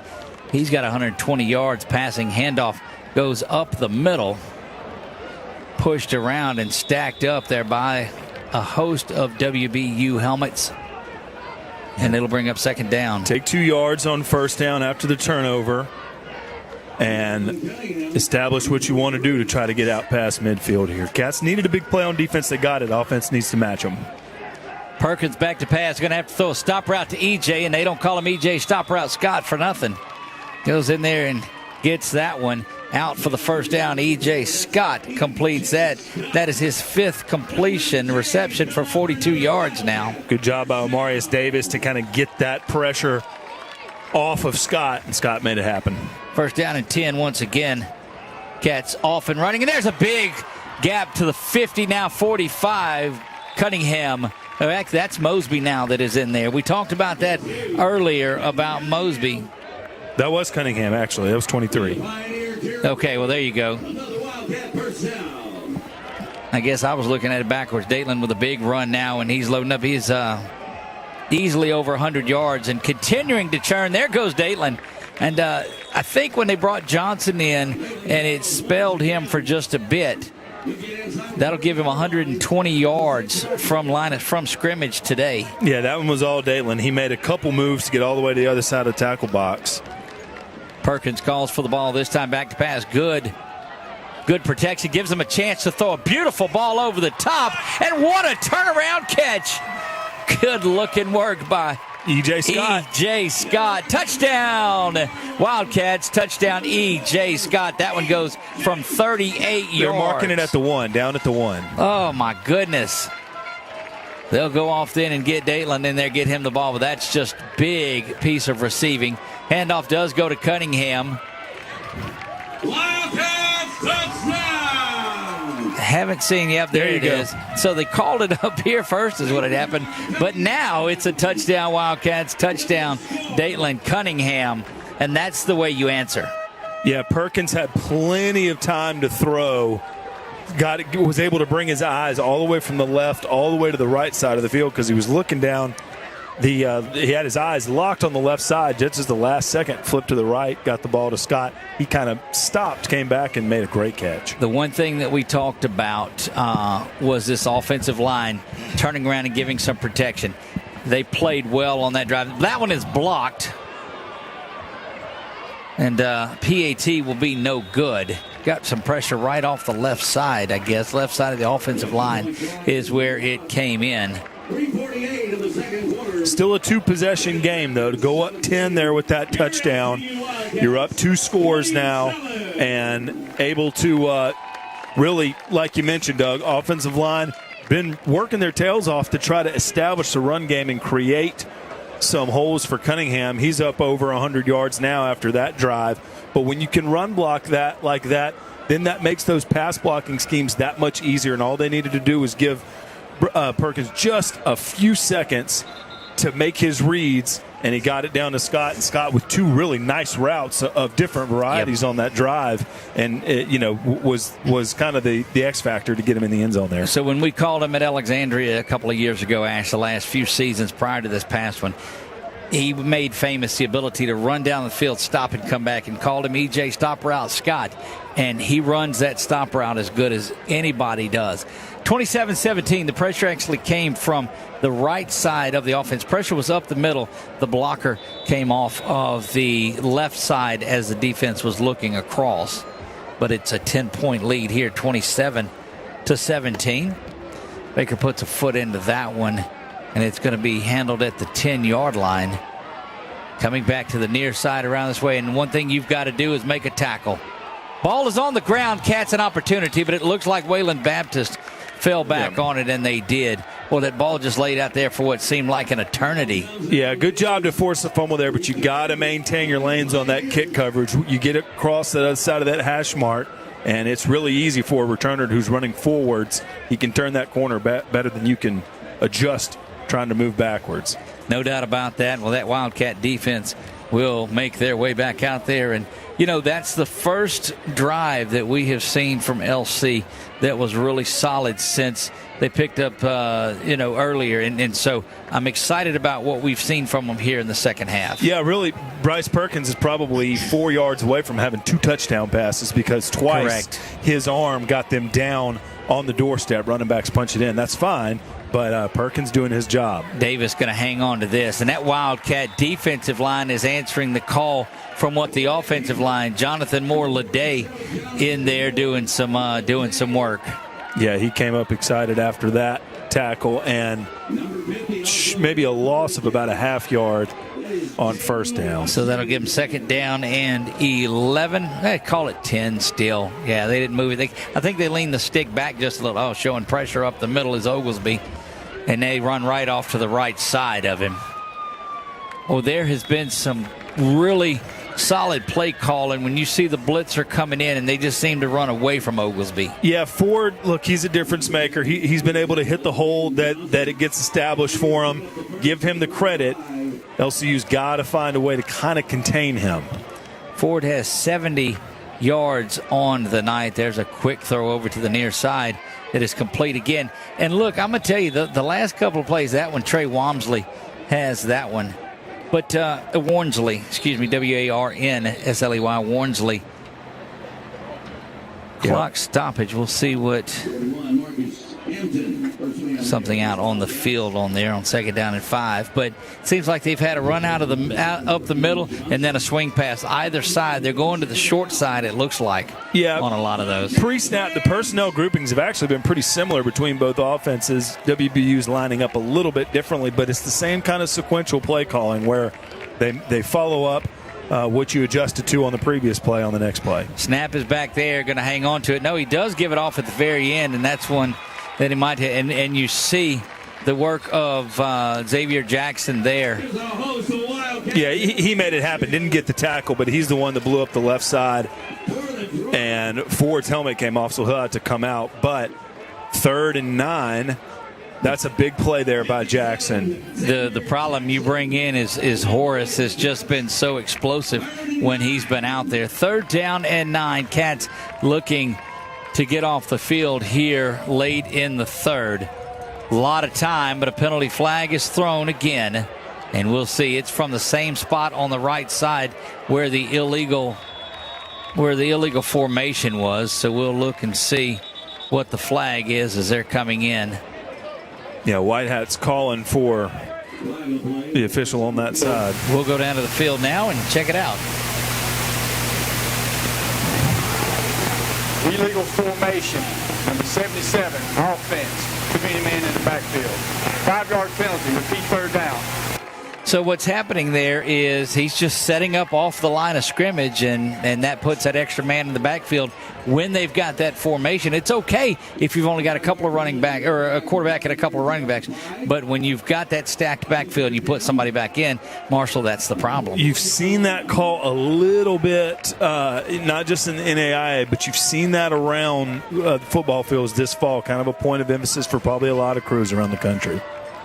3rd down now and 14, if you will. Davis now will call for the ball. And there's a penalty flag again. There's going to be a hold in the backfield. Jams that one in, coming up, making a big-time play off the defensive side of it. There may have been a receiver lined up offside because he looked like he was right up on the ball on the near side, and they threw that flag as soon as it was snapped. Also had the holding towards the end of it, too. But Nate Sullivan just came up and made a big-time play in pass coverage. We'll go down to the White Hat. Should be 2 fouls offensively. They're going to talk about that just a minute. And so Johnson, he collided with the receiver there. Johnson actually is going to come off the field. We've got 2 fouls on the offense. Illegal formation, number 77. I expect they'll decline. Up the backfield, that penalty is declined. We also have holding, number 78 of the offense. That penalty is declined. Brings up 4th down. So there you go. Just the pressure that was up there brings up 4th down. They'll decline both of those. And as efficient and as good as Wayland Baptist looked on their first drive of this 3rd quarter, man, it's been completely opposite. Yeah, you get the same offensive tackle getting called for a pre-snap penalty 2 snaps in a row. That's not something you see too often. Got to keep an eye there on Brandon Johnson because he took a hard hit trying to defend that pass, got the pass break up. Hopefully he's able to come back in quick. Looked okay, but did come off the field there. That kick is away, and it's heading to the far sideline. D-Dub's going to just get out of the way and let it go, and he gets his other Cats players out of the way, and that's where they'll pick it up. Beautiful punt down to the 15-yard line. But Bryce Perkins and this Cats offense, well, a little bit different than last year's 49-44 battle, but we do still have a quarter to go, so who knows? Yeah, Washington hadn't quite got the exact kind of punt that he liked. Every time it's been low, it's kind of been to his left where he's not been able to run up and field it running up. Probably will look to get his opportunity continually throughout tonight, but let's see if this offense can back it up again with another score. Bryce Perkins, 12 of 21 on the evening, 142 yards, no touchdowns. We've already said he could have had 2 of them easily by a couple of yards, 2 INTs. Dalen Cunningham leads the way, 19 carries, 122 and 2 touchdowns. Snap is back, and there's the handoff, and he's looking to add to it. Had some room there if he could have got through to that third level, but did get about 3 yards on first down, and I'll take that. Yeah, Cunningham, this is Dateland time as he continues to run and just feed him the football. Yeah, two possession lead, going into the fourth quarter, go for it. Perkins taking some time off of it, calls that. Now he'll hit the slant to EJ that is complete and out for a first down. EJ Scott continuing to make things happen. Looked like a very simple play, but perfectly executed. Perkins has to put that right on that leading shoulder of Scott, and he did it. Again, Scott over there hiding now behind Davis. Washington up to the top, and Cunningham's going to get it off the right side, banging around, just putting his head down, continues to get inside of Wayland Baptist territory. That should be the final play unless they try to hurry down there and get one off. Yeah, look, this Pioneer defense looks tired right now. I may try to snap it one more time, see if I can catch them huffing. Snap it is. Cunningham's got it up the middle, and they'll just grind out about 2 or 3 yards, maybe a yard is what they'll give him. And that brings us to the end of the third quarter. Cats on the move once again, trying to extend this 2-score lead. Fourth quarter is here. You're watching LCU Wildcat football on 446 Sports. What happened out there tonight? We struck out at home with leftovers, then we remembered walk-ons. What effect did the situation have? Spirit soared. Nick took on a burger. Jen obliterated her ribeye po' boy. And speaking of spirits, Laura even scored a real tasty cocktail. She needed that. Any lessons learned today? Yeah. Head straight to walk-ons. Scratch-made dishes, wall-to-wall TVs, craft beers, and cocktails. Walk-ons for the win. Are home problems turning your life upside down? Trust Southern Air Cooling, Heating, and Plumbing to save the day. From keeping you comfortable to plumbing repairs and even generators, we do it all. Southern Air Cooling, Heating, and Plumbing, your one-stop solution for AC, plumbing, and generators. If you need us to save the day for you, call Southern Air Cooling, Heating, and Plumbing or visit us online at southernairnow.com. Fourth quarter getting ready to get going, and the cheerleaders are here, and they're wanting some noise to be made by the Wildcat fans that are in attendance, and bribing them with a little Bluebell ice cream and some Hawaiian shave ice from Palmetto's right up on Military Highway. So that goes a long way. Get some up in the press box. There you go. Great crowd tonight. Really bringing the noise. We talked to Dr. Johnson about it at halftime, too, and he said, look, it's just great to have community and family, which is what you and I talked about. Second down and 9. Perkins back to pass. Goes over the top to EJ again. Stops, drops, spins, and gets inside the 25 to the 23-yard line. Boy, what a job by Scott here in this second half. It's got to be at least his third catch here just on the past couple drives. Look, it is EJ time in this when he goes and hides out behind Davis again. This is going to be Cunningham bouncing around.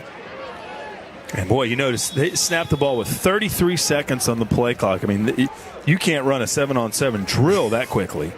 No, they are getting up there, and this is what Coach Ben likes to call that NASCAR offense.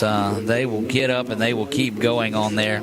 You can definitely start to see a little bit of fatigue on that WBU defense. I'd exploit it. Perkins now going over the top. He's looking for EJ again. EJ getting held onto. Yeah, there's a flag. And here comes the flag, yeah. Had him right on his belt, seemed like, and a good call by the official on that when side. You see the jersey pulling back, then you can you take a look at it. We're going to see it up in the booth once again. And a good receiver knows how to sell that, especially you've been winning your matchups. You know that DB's going to do everything he can to slow you down. In fact, he is. And we watched Perkins, who comes back and just went over the top.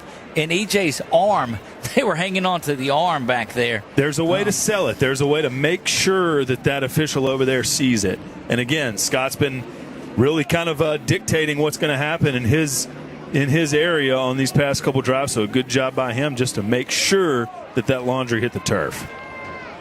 And we'll go down. Defensive pass interference. 15-yard penalty, automatic first down. Cats marching again. 14:07 to go in the ball game, looking to double up on Wayland Baptist in this one. Wouldn't be surprised if they tried to spread it out and find some inside run lanes again. Looks like there's going to be I'm trying to see if we can get what's going on down there.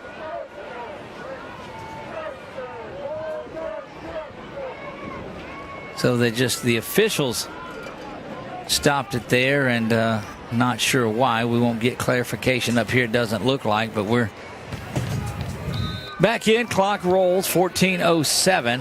Number 15, Garrett Chancellor in there where Xavier Jackson has been.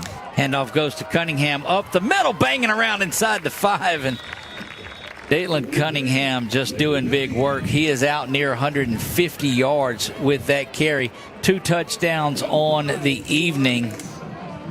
Second down and goal for the Cats, and they go tempo again. Cunningham kind of skips to the outside, but there's a big couple of defensive linemen there from Wayland Baptist. Yeah, 2 snaps in a row. You've seen Cunningham go behind a guard that pulled. In fact, the previous play was behind the center doing so. So we'll see those lanes that he can find down here by the goal line. Like Davis on the fade, and they're going to it. He's just going to hop up, go up and high point and catch that one into the end zone, and they're saying incomplete. Well, he must have just came out there at the end of it, and you get a good look at him on your screen, and nobody's going to be more frustrated with himself on that one than Davis is. Seemingly really well thrown by Perkins. Look, that was right where it needed to be, and the Cats bogged down inside the goal to go situation. Yeah, Perkins just lets it go perfectly and doesn't hold it all the way through the ground. I mean, it was right there. It's just the ground got him. Give credit to Broussard there for staying with him all the way to the ground and breaking that pass up. Well, that's a big hold for Wayland Baptist as Levi puts that one up and in, makes it 30-17, but the thing that it does is keeps it still a 2-score game. Bryce Perkins picked that snap up off the turf and set it up for Hilburn. So a really nice job by the starting QB to make sure that field goal got through. 13-16 remains. We'll be right back to Wildcat Stadium. Your Wildcats lead at 30-17 on 446 Sports.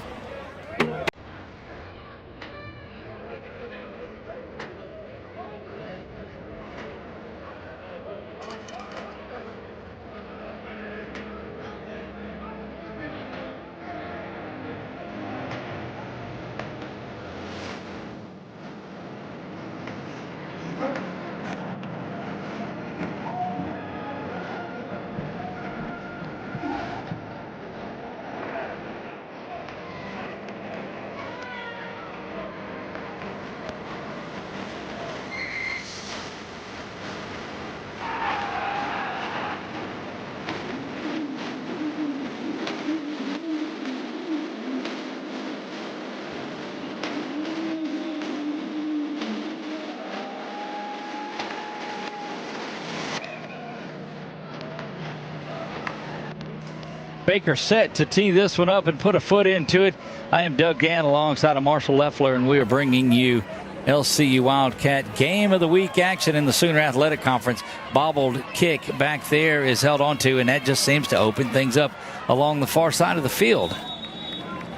So we got 2 former Ash Trojans that have gone over the 100-yard mark offensively. I mean, gosh, E.J. Scott has really come on. And when you're that type of receiver, you're not necessarily going to be a possession receiver that can win every matchup on the outside. Patiently waiting throughout the game to find those seams, to find those spots in the secondary. That's exactly what he's done. And this isn't the first time this season that he's been an impact player out there. So you think 119 yards is a good day?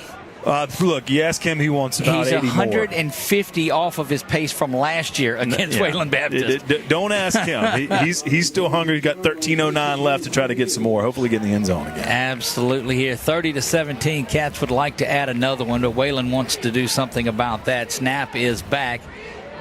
Quick throw bounces in there and is going to be incomplete. Yeah, had a long way to throw it. You can see Davis wants that throw back.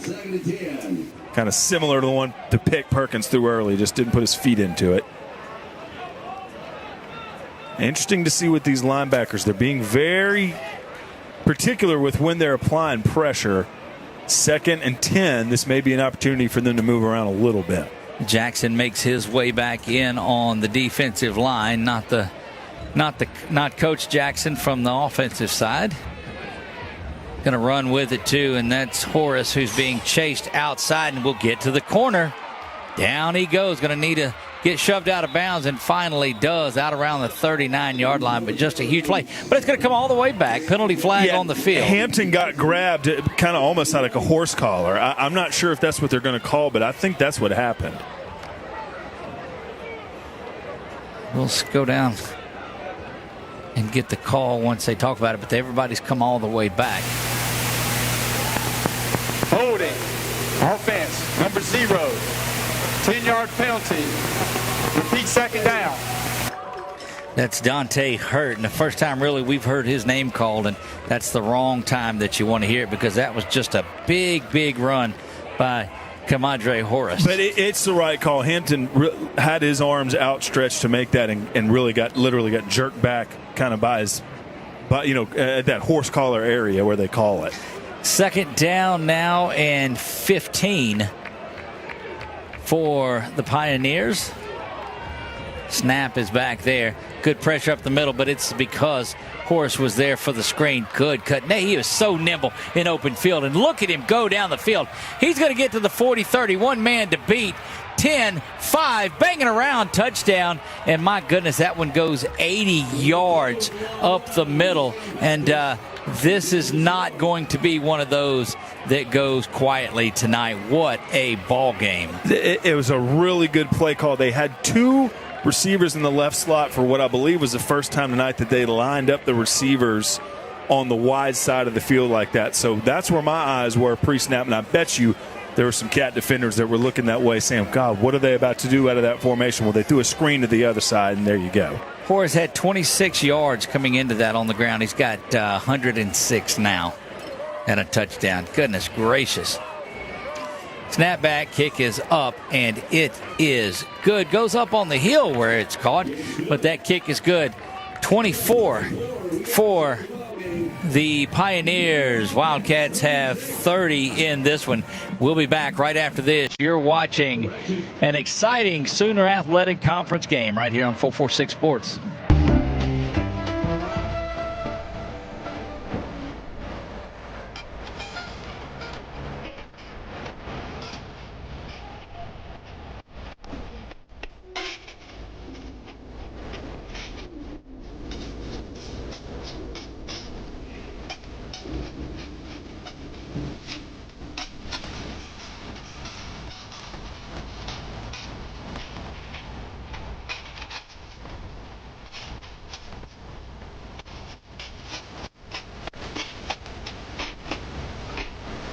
Firehouse Subs just partnered with Hot Ones to create 2 new hook and ladder subs. One with pickles marinated in Last Dab Reaper sauce to test yourself. And a milder one with crispy garlic chips if tests aren't really your thing. Find out how hot you like it for a limited time at Firehouse Subs. Your property.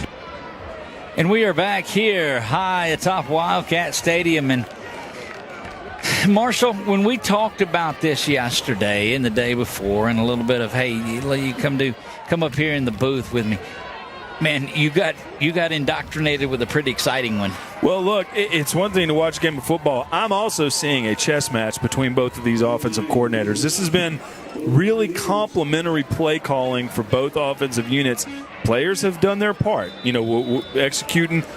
But to me, both of these coordinators have been able to follow up one play with another, and I think it's going to come down to something like that as we finish out this fourth quarter. Would love to see something like maybe a 6-minute drill right here where the Cats can take some time off, stay in control, stack up some first downs, and end up with some points, make it another 2-possession game, and take away half this fourth quarter. Look, absolutely. It has been these coaches have not stopped coaching at all in this one. And we told you we didn't think it was going to get up there in that 49-44 range that was on there.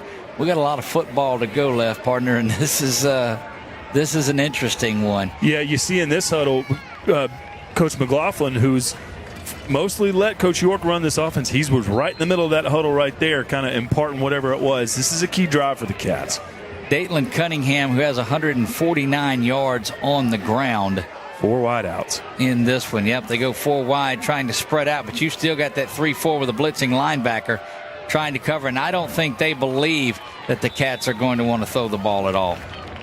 Yeah, they looked like one offensive lineman kind of ran into us. He was trying to pull and make it across the field. That's why Cunningham did not have the lane he was expecting. Got a yard, though. You've still got 7 guys in the box there in that 3-4. That means you've got one-on-one coverage out everywhere else. This might be one of those opportunities. They drop another man back in coverage. Perkins, though, just take the little quick hitter. It's complete but fumbled. I'm going to see if it's don't know if he made a football move, but that's a tough one. It was picked up defensively. I don't know if that one will stand, but Morgan was Johnny on the spot to grab that one. Well, it happened quick, but Trace Williams might have had possession. It's not like he had it for long, but he did catch it and turn upfield. It's going to be a close call. You know that one's going to go under the... It was an incomplete pass. All right, so they called that one right away. And now where your problem is, it's tough to overturn one, but Wayland Baptist is out of challenges. They used up their challenges early in the first half, right? Yeah, third down has been a bit of a challenge for this Wildcat offense tonight. A conversion here on 3rd and 9. You really don't want a 3-and-out right now if you can avoid that. Yeah, just 3 of 11 for the Cats on 3rd down tonight. And those have been in short, 3rd and short. 3rd and 9 has been a challenge. Would love to see him get to the sticks here. Need to get to the 35. Clock stopped on that incompletion. Perkins with a lot of time. He's going to roll the pocket in. Finds his favorite target. No, it's D-Dub that's got that one. Darius Washington comes up and makes that grab. Seems like every time Perkins needs time to throw, that O-line gives it to him. They're finding out what makes those Ash Trojan quarterbacks so successful. It's receivers like EJ and Darius. You dang right. Butler and Chancellor check into the game now on offense. Just the 4th 3rd down conversion for the Cats on the night. They are 4 of 12. Handoff goes up the middle. Big run. Ball on the ground again. But good work by, that's your man 77. It goes in there and gets that one. Yeah, that's Gotro getting on top of that ball. He threw the block on the left side. Or excuse me, Gavin Lilly, excuse me. But Cunningham just got hit right in the gut. I mean, that's what happened there. Look, remember that play from Lilly because that's a big one. 2nd down and 5. Back to pass is Perkins trying to get some separation. And that one is just picked off and gave up on the play there. But that's the 2nd pick. The other one came back earlier. He's liable to take that one to the house. No, Perkins is there. That's Chancellor, I think, that made the tackle, or is it Perkins? I think Perkins ran over. You're right. And got that one. But what a huge INT there, and that puts them right down. And we've seen Tyrone Morgan just do big things. Had to one earlier that was called back. It was called there, but goodness, this sets up the Pioneers inside the red zone. Yeah, Xavier Butler had just checked into the game and was standing still when that ball got picked off down at around the 25. Of course, a big return there. Looked like there was miscommunication. Anytime you see that out route perhaps called and quarterback thinking it's the go. After an interception, holding number 58, 10-yard penalty in spite of the foul. 1st down, Wayland Baptist. 3rd interception now for the Wildcats, and that is penalty number 10 for 86 yards for Wayland Baptist. Yeah, I was about to say it's got to be close to 100 yards in penalties that the Pioneers have stacked up against them. But regardless, James Wood And that Wildcat defense has got to stand up again. One possession game. You don't want to give up the lead here with 10 minutes. Look, time of possession has favored Wayland Baptist, but it hasn't mattered. The Wildcats have led throughout, but you just start to wonder if, they're continuing to do it, because they don't want to give it back to the Cats, but they got to get down there and score. May not have many more opportunities. Yeah, been patient with the play call, and we'll see. I have a feeling this is kind of where this defense can come up with a really big play right when they need it. Got a pick from Polk earlier. Maybe something like that can happen again. First down and 10 from the 37-yard line goes Davis and the Pioneers, bringing a man in motion from left to right, setting up heavy on this side to Ford, and he follows that. Yeah, another little read option. That time running behind the triple wide receiver formation. Ford just continues to do what you said he was going to do pregame, which is be the leader of this offense on the ground. Judson Mixon checks in defensively for LCU. Looked like replacing somebody that had a cramp that was out there, but second down and 5 now. Handoff goes to Ford to the far side, and that time a tackle is made, but still they just sprint to the line of scrimmage, and they're going to give him 5 and a first down there. Yeah, another read option. He's got really quick feet. Those 3 down linemen in front are just trying to take up double teams. Those linebackers have to meet Ford when he's trying to turn upfield. Got to meet him there off tackle and try to crash down and prevent. Well, the Wildcats bogged down inside the 5 earlier, and that kept it a 2-score game. Pioneers with an opportunity. That one zipped out there. Open field tackle made at midfield. Polk Very again. good play, yeah. Polk has been so solid defensively, and you've talked about him all throughout, Marshall. Yeah, kind of reminds me of Tyrann Matthew a little bit. Just active in the run game, greedy in the pass game, and tenacious on every single snap. I've loved watching him tonight. 4-yard pickup. It'll make it second down and 6. 9:09 to go and counting here in the final frame. Motion goes to the far side. Here comes pressure off that same side, but it's going to be Ford who is just able to get to the corner. Spins around, not going down. Continues to go, and the tackling on these last couple of drives has left a little to be desired. Yes, you see his couple substitutions in the linebacking core. That outside linebacker for LCU got to try to win that matchup again on the outside. Going to bring in some reinforcements here as Oglesby and Rowan are going to head to the sideline, maybe try to get some fresh legs in there for a snap or two. Well, Oglesby is down on the far side in front of the trainers. Looks like he was cramping up just a little bit. Yeah, Rowan's been a big. Kendall Rowan has been there plenty tonight, and he jogs off as well. So this is really where you earn your stripes on defense. One possession game, got to keep them out of the end zone. They're kind of getting toward field goal range, but Ford's got a timeout here to rest, and you've got to find a way to bottle it up. Those quick feet of Damon Ford have been a familiar sight for this defense, but something that you got to find an answer for if you can. Look, indeed you do. It was the end of the game when Wayland Baptist took over in last year's game, and so you know that Coach McLaughlin, as we see him walking off on the field there, looking up at things and just trying to get the energy back, and he's telling everybody, let's work this energy and let's get this thing back going again. First down and 10. Pioneers have it from the Wildcat 27-yard line. Yeah, sometimes momentum can trick you. You got to remind yourself, we got the lead, let's just keep it. Davis will call for the ball there. It's going to keep it himself. Looking back to go in the wheel route out of the backfield is complete. 10-5. Touchdown to Ford. I don't see any flags, and that is going to give us a tie ball game and an opportunity for Wayland Baptist to take the lead for the first time.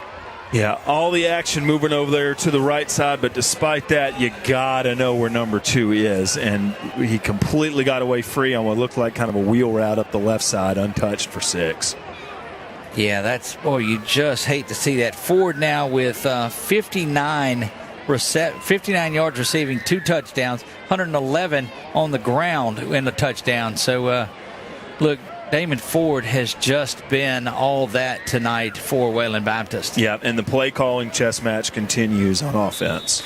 Well, look, that's probably one of the best play calls. And Wayland Baptist is going to have to take a timeout.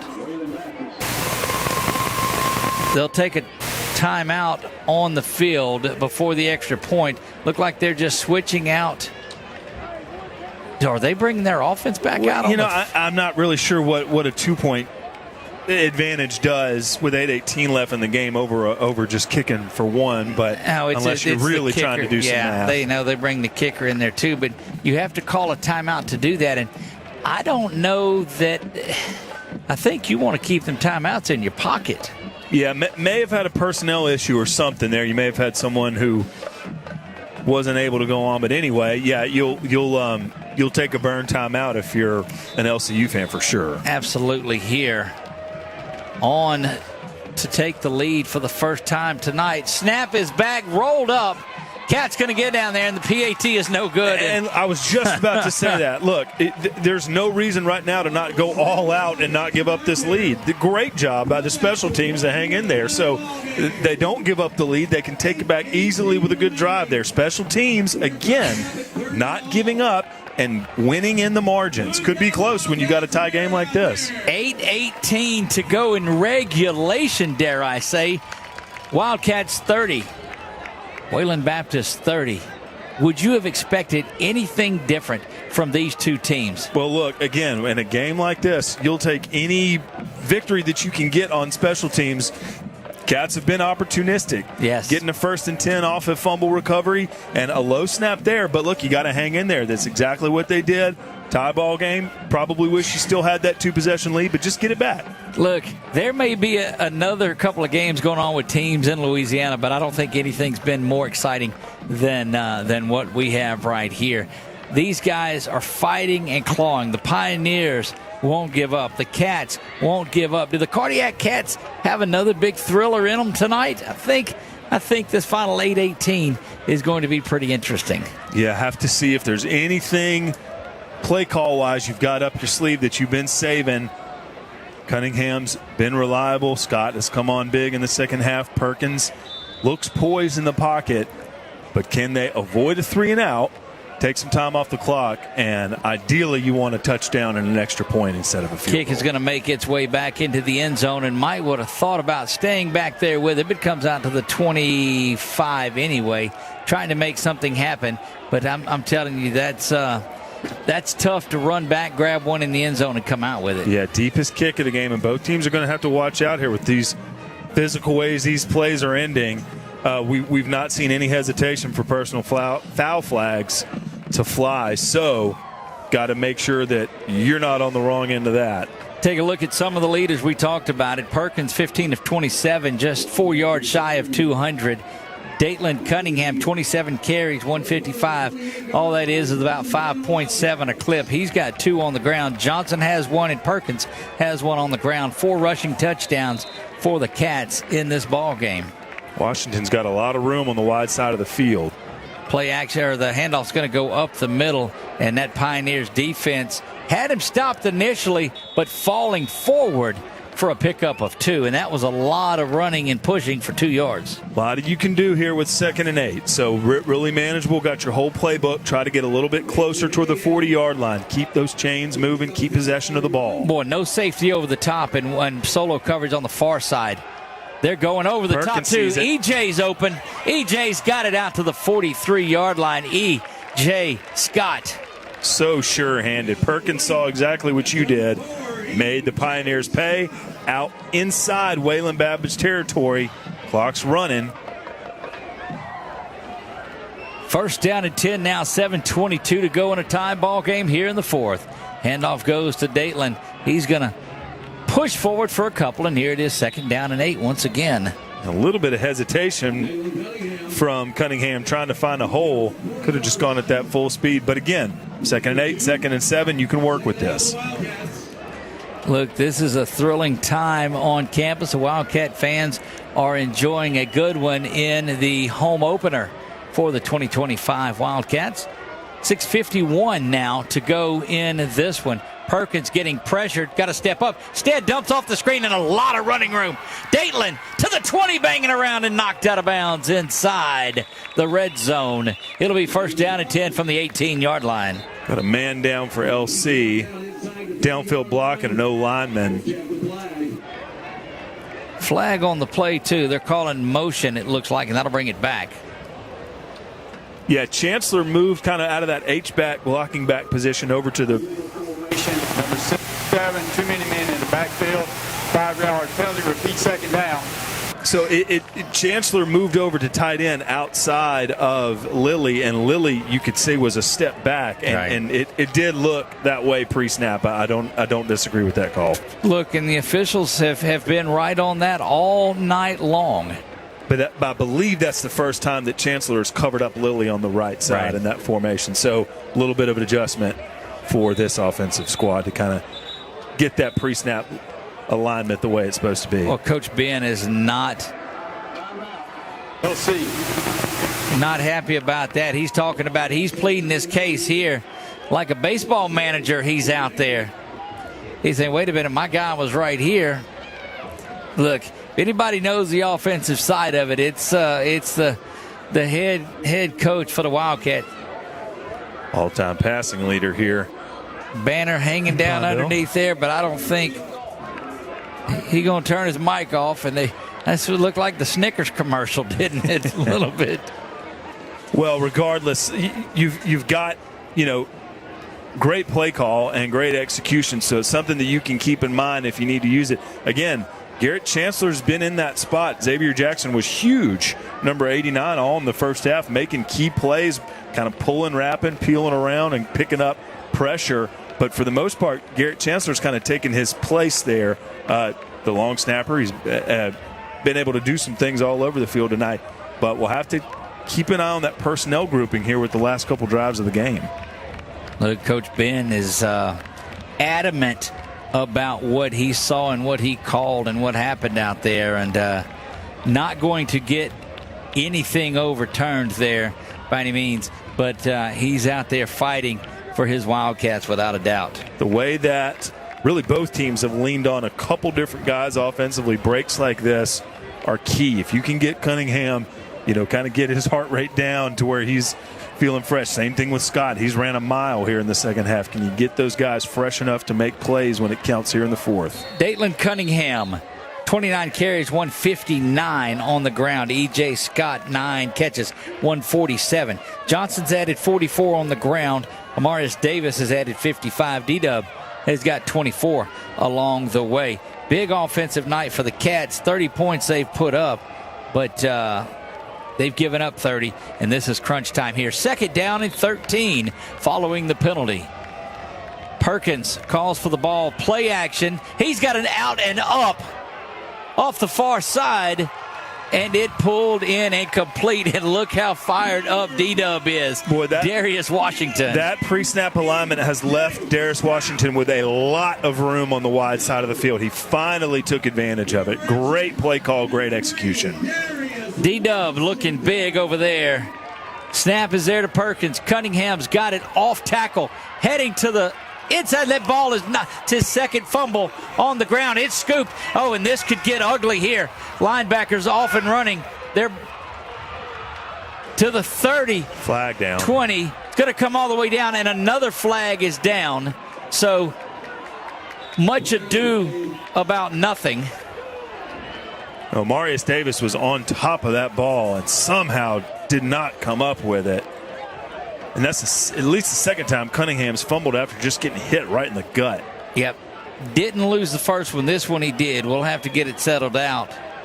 If this flag is post-fumble recovery, it's going to negate the touchdown, but it's going to squash a huge Wildcat drive. But, I mean, Datelin just got smoked. 30-30 in this one, and Pioneers thought they had a scoop and score over about 83 yards. I thought Davis had covered it right back up for no harm done, first down. We'll try to get down on the field. I don't think they're ready to tell us anything just yet. So we'll get that buzzing out of the way. Let's go down on the field now. Boy, this is such a big, at 5:55 here, this is a big spot. There you see it on the clock, 30-30, 5:55 remaining. And they'll go out and talk about it a little more, so we'll get that buzz out. Boy, everybody waiting to hear how this pans out. Yeah, really, not really any indication.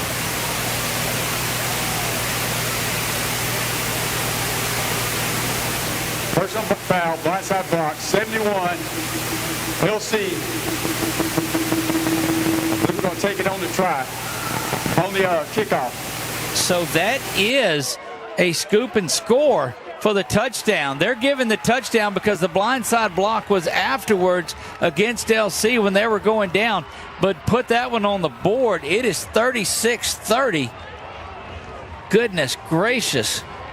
I don't see how you're blindside blocking when you don't have the ball.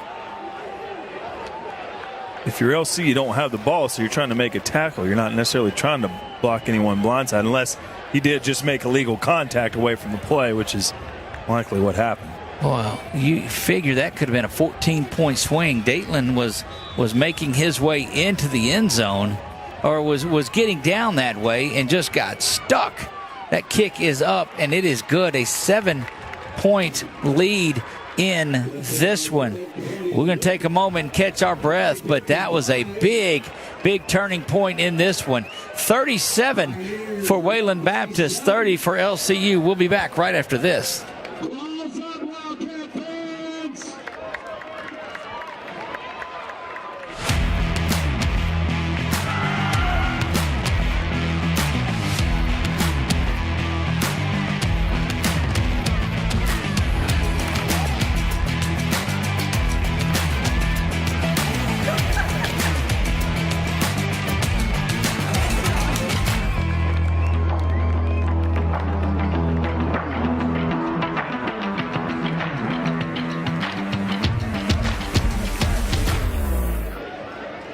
We are back here, and that was big number 55 that picked that up, and I'm trying to find a name on that young man. He looked around like he was waiting for the whistle to blow or something, and didn't, and just took off going. And go ahead. Anthony, the linebacker. Wow. Case and Anthony. You remember the Cats were up in this one 27-17, had to kick the field goal. That made it 30-17. It has been 20 unanswered.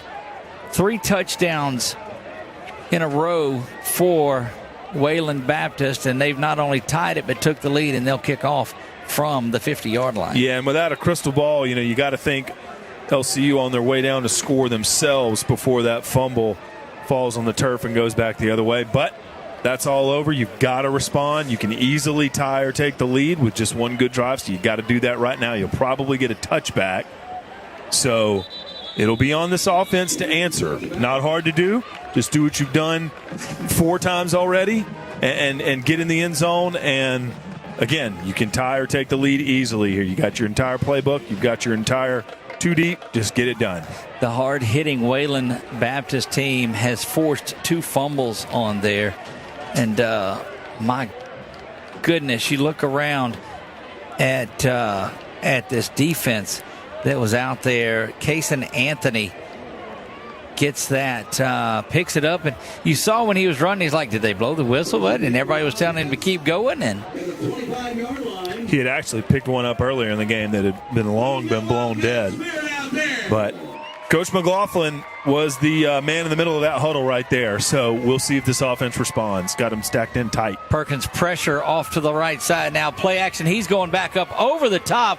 Going up and making a tremendous catch. Are you kidding me?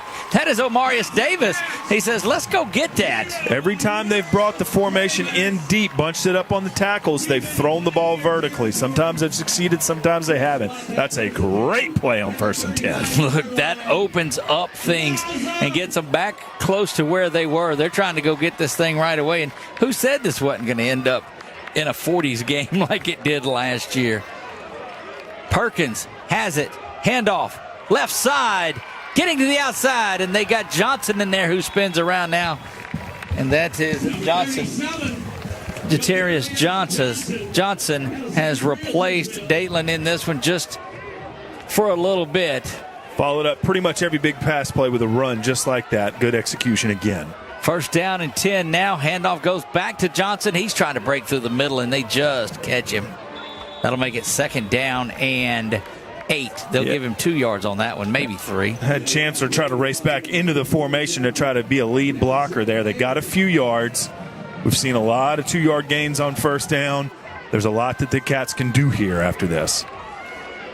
2nd down and 8 officially. Play action. Perkins going for it all right here. Back to Davis. Back to life. And back in the end zone. It's good. Touchdown. Amarius Davis. Touchdown Wildcats. Davis got a really, really good jump off the snap, and he was gone.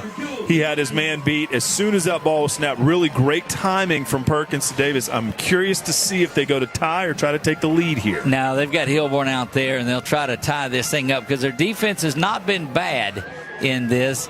We're 1 point away from this thing being tied back up in what is right now a 3-hour and 3-minute thriller. Late substitutions on both sides. Play clock's under 10. Hilborn setting up for the equalizer. Snap back kick is up inside the uprights, and it's good. And we are tied at 37 here. Although they gave the point to the other side, it's not. It's 37 all. We'll be back for the final 4:34 of regulation when we come back.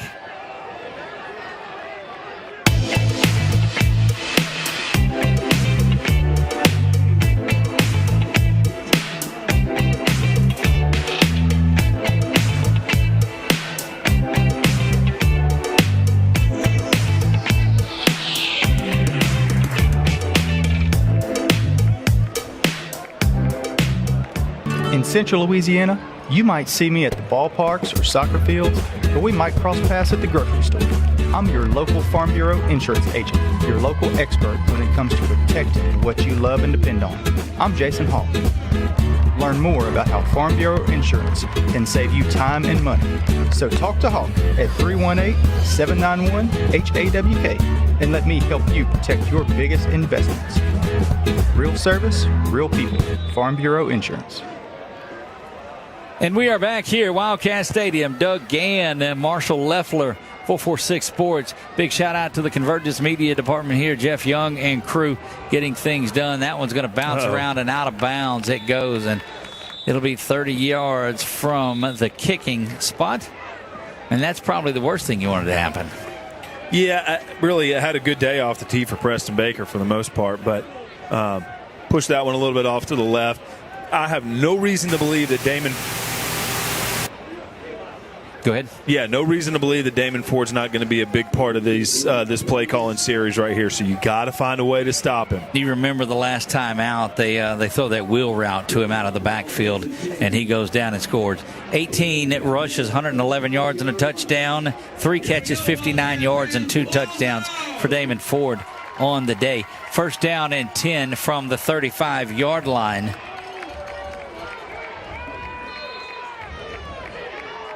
Davis, 3 claps, calls for the ball. Ford gets it to the far side, and that Wildcat defense right up the middle takes the helmet off, and Ford's going to have to come out of this one.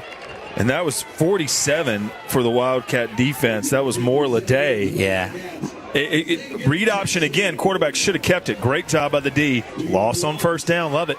Look, back there, too, a fired-up Xavier Jackson was on there as well. 2nd down and 12 here. 4:04 remaining in this one, down to the 4-minute mark as Davis snaps it.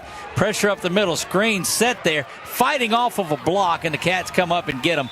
Gets back the 2 yards he lost and gets a couple, and it's going to be 3rd and 9. McHugh doing a good job to bring down number 22 there.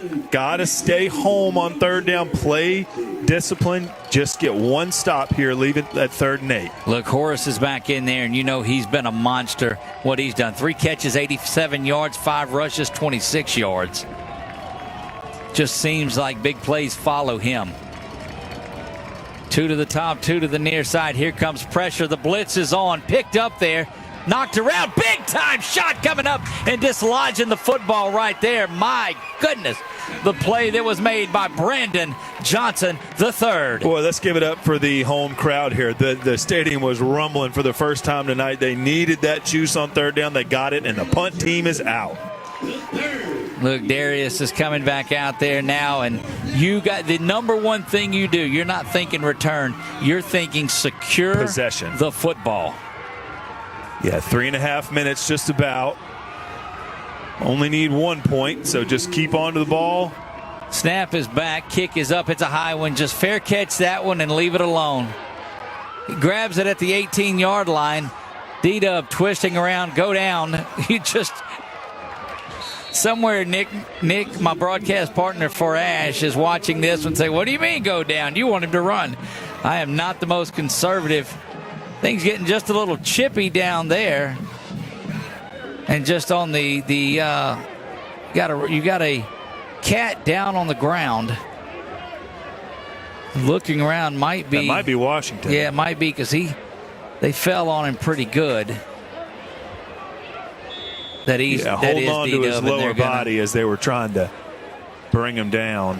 Yeah, and he is dragging that. Yeah, I think they had him by the ankles, and he got hit there. Goodness, you hate to see that for that young man. Cats went over the top the last time. Right away. Thoughts and prayers with that young man, though, that it's just a little tweak on it. Probably look for Xavion Butler to come in at wideout while Washington's on the sideline, but we'll have to see how that affects the play calling here. Perkins 19 of 31, 317, and 3 interceptions, but the 1 touchdown just a bit ago. Datelin has 30 carries, 157. EJ 9 for 147. Davis now 6 for 118 yards. So 2 cat receivers over 118 yards. Davis with the lone touchdown reception. First down and 10 we go. 3:05. Doug Gann, Marshall Leffler bringing you the Sooner Athletic Conference Game of the Week. Handoff is there. Getting to the outside is Johnson, but he gets drugged down in the backfield. And that's going to be a loss of 2. Second down and 12. Yeah, Chancellor not able to get the block there, moving right to left. Loss on the play.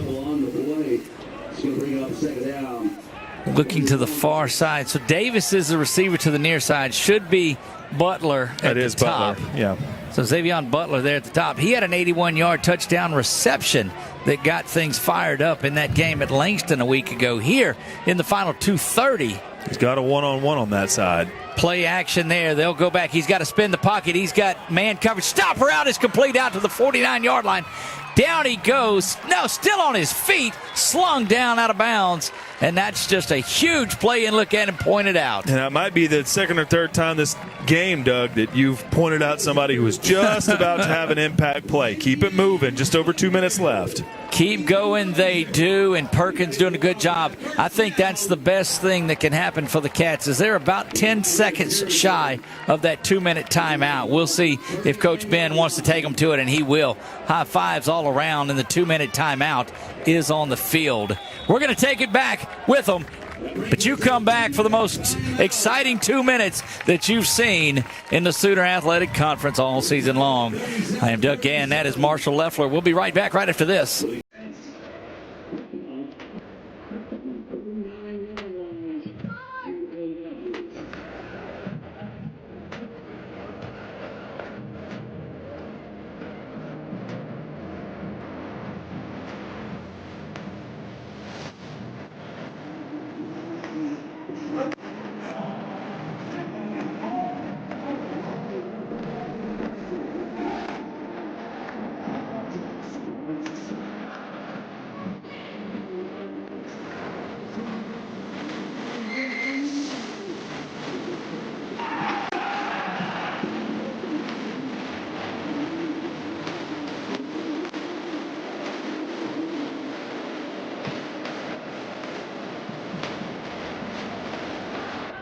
And we are back here. You see the scoreboard. It shows 2 minutes remaining.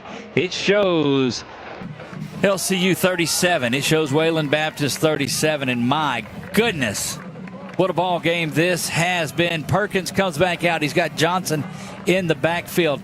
Davis in solo coverage to the near side. Again, the safeties look like they're drifting over to the short side of the field. That leaves tight man coverage down here. Yeah, got an extra man in the backfield to block here. And that is going to be good to Johnson over the side. All he does is go pick up 9 yards on that one. Boy, that's a great run by Johnson to get that yardage up off a right guard. This tempo for the Cats that they've shown, actually 2nd down and 2. Tight coverage to the near side once again, but a big offensive line. Why not just feed the beast? He's off to the 20. He's going to break to the end zone. He goes. Goodness gracious, touchdown. Jatarius Johnson, touchdown Wildcats. Boy, really, 2 consecutive runs by Jatarius Johnson that were just dominant going down the right side. Cunningham, who's had a great night on the ground with almost 160 yards, but he's had to work for every inch of it. Johnson with a great change of pace coming in there and making it happen. Cats take the lead 43-37, and Sooner Athletic Conference knew what they were doing making this the game of the week, my friend. It's been a good one. 93 seconds of havoc coming up. Blocked extra point. And that one is blocked, and boy, that is tough. That is pushed out of bounds, and it'll be no good. And, that happens more than once in a game. That's something you definitely want to get cleaned up. And extra points got to be a certainty in most cases, and that's twice they've been able to tack on 2 extra ones. We're going to leave it right here. We'll keep it here and just talk about the final opportunity of this thing. Now, I'll say this. There's a lot of, easy analysis that would look at that and say they scored too soon. I'm fine with it. Take these points. Nothing has been given tonight, so I will take that lead if I can get it and try to hold on like crazy for 93 seconds. The last kickoff was the one that was out of bounds. You got to make sure you put this into play somehow, and you don't give them that ball on the 40-yard line. Yeah, I'm fine with what I think this defense can do here on this last possession, but if you can pin them deep, they've already used timeouts this half, so they can't stop it all night long. Just make it hard for them on those early downs. They are holding on to that missed extra point there, the blocked extra point. And, you don't want it to come down to an extra point. Yeah, and you had an opportunity to go from a 9 to an 11-point lead earlier, or 10 to 11, excuse me. So we'll see. If the defense can get it done here, then we've got nothing to worry about.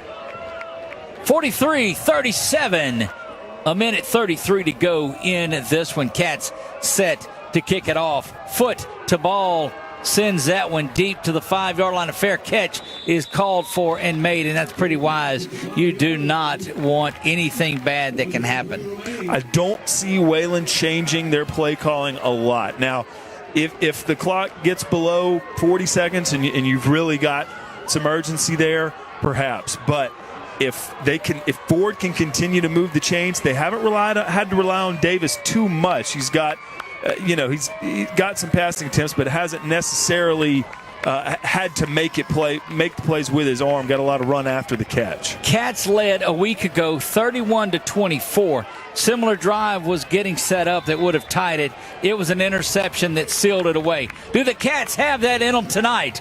We shall see. 1st down and 10. Motion for Horace outside. Davis back looking to find the middle, and that one is just in and out of the hands. Good-looking pass. Man coverage on 1st down, and number 38 caught Horace coming out of the backfield. That's a great job by Trace McHugh to stay home there and make it manageable for the defense. Offense, 10-yard penalty, repeat 1st down. Partner, I don't think either one of us saw that one. That was holding against Wayland Baptist, so you push them back and behind the sticks. This is one of those now you can get some pressure. If he has to go over the top, that can get picked off. Yeah, I don't care about 2nd down versus 1st. I want him 10 yards further away. I'm looking for Brandon Johnson to go get big here again. McHugh's been very brave in the middle of that linebacking course. See if he can step up again. Well, this Cat crowd is making some noise here, too. Davis, here comes pressure. Ducks under it to Davis, and he's down. Boy, that is just big-time work from Marcus Hampton to go in there and cause that. Wow. Yeah, Hampton got in there initially and created the havoc. Following him was Xavier Jackson, number 57. Great job by the Cat defense. Second and a trip to the Red River. 2nd and 25 it is. They've got to get on the expressway to get this one. Pressure defense being died up. Cats drop back in a big zone on everything there. In front. A lot of time back there. They're going to chase him out of the pocket. I don't think you mind that. Going over. And it is intercepted. Picked off on the near side. Let's see who's got it. Who comes out of the crowd with it.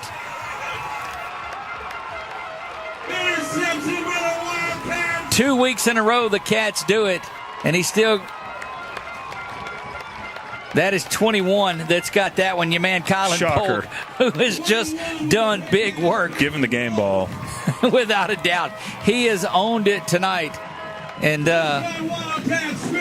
so the Cats shut it down on an interception last week. They shut it down on an interception this week.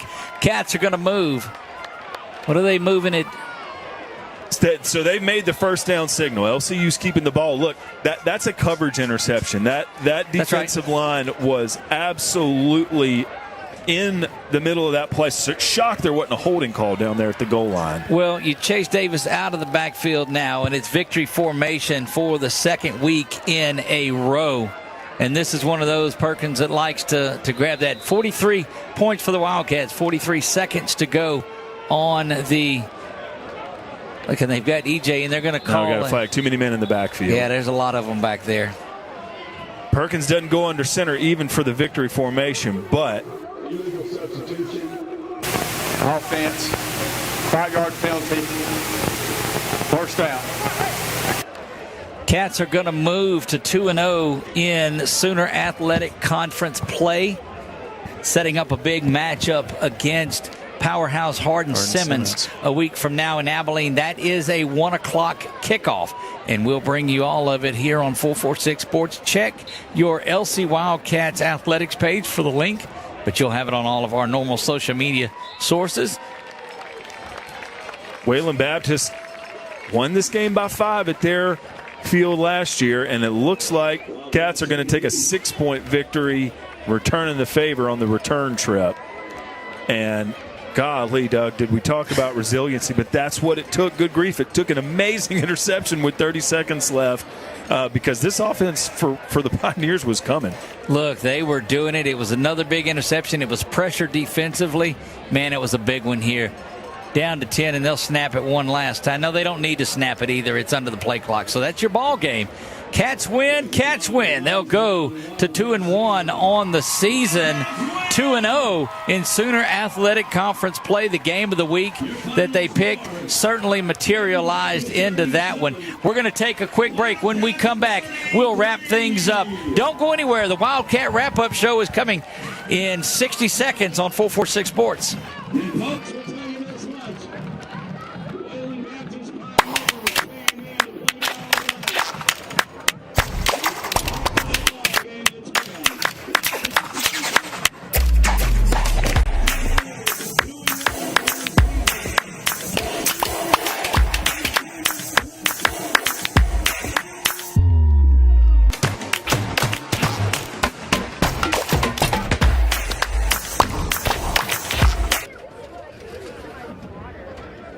And we are back here wrapping things up. Wildcats win it 43-37. And boy, if they're all going to be like this, partner, it's going to be a great season. Yeah. Again, a chess match, a battle, one that went literally 4 quarters. Love to see kind of how those different wide receivers work together to make things happen. Hopefully, Darius Washington's okay going into recovery day tomorrow. But, gosh, what quality football we got to watch. Indeed it was. Bryce Perkins, 20 of 32, 350 yards. He threw 354. He threw 3 interceptions, had the 1 touchdown. That was a big one. Datelin Cunningham, 30 carries, 157. Had 2 fumbles in this, but 2 touchdowns. Jatarius Johnson, 13 carries, 93 yards on the night and 2 touchdowns. And Bryce Perkins added a touchdown. Through the air, E.J. Scott again continues to rake. 9 catches, 147 yards. Omarius Davis, the big one at the end, 6 catches, 118 yards, and the 1 touchdown. Defensively, what did you see, Marshall? You know, I really saw a lot of in the second half, I saw that linebacking core kind of settle in and do what they had to do to keep Ford in check. They didn't really get a lot of blitz opportunities tonight, and the defensive line, the 3 guys up front, not a lot of glory in that 3-4 scheme. You just got to hold up those double teams and do the dirty work down there. So we didn't really get to call the D-line's name out a lot. But with what Ford was doing, as Wayland Baptist brought in that read option more in the second half, those linebackers had to play smart. They really had to stay home on those assignments, kind of bracket those playmakers in the backfield, the quarterback and running back for the Pioneers. So the defensive challenge was tough. There was a lot of asked of them in the second half, especially with the talent they were facing. So to kind of continually to make the right decision over and over again made room for Polk to come in and have 2 interceptions and make those plays with his athleticism. But really liked what those linebackers were able to do. They were kind of in a tug of war, getting pulled both ways, with assignment-wise what they were trying to do. But again, resiliency. Hanging in there. Not every play is going to be a highlight play, but sometimes a 2-yard gain is a win for the defense, and they kept stacking those up.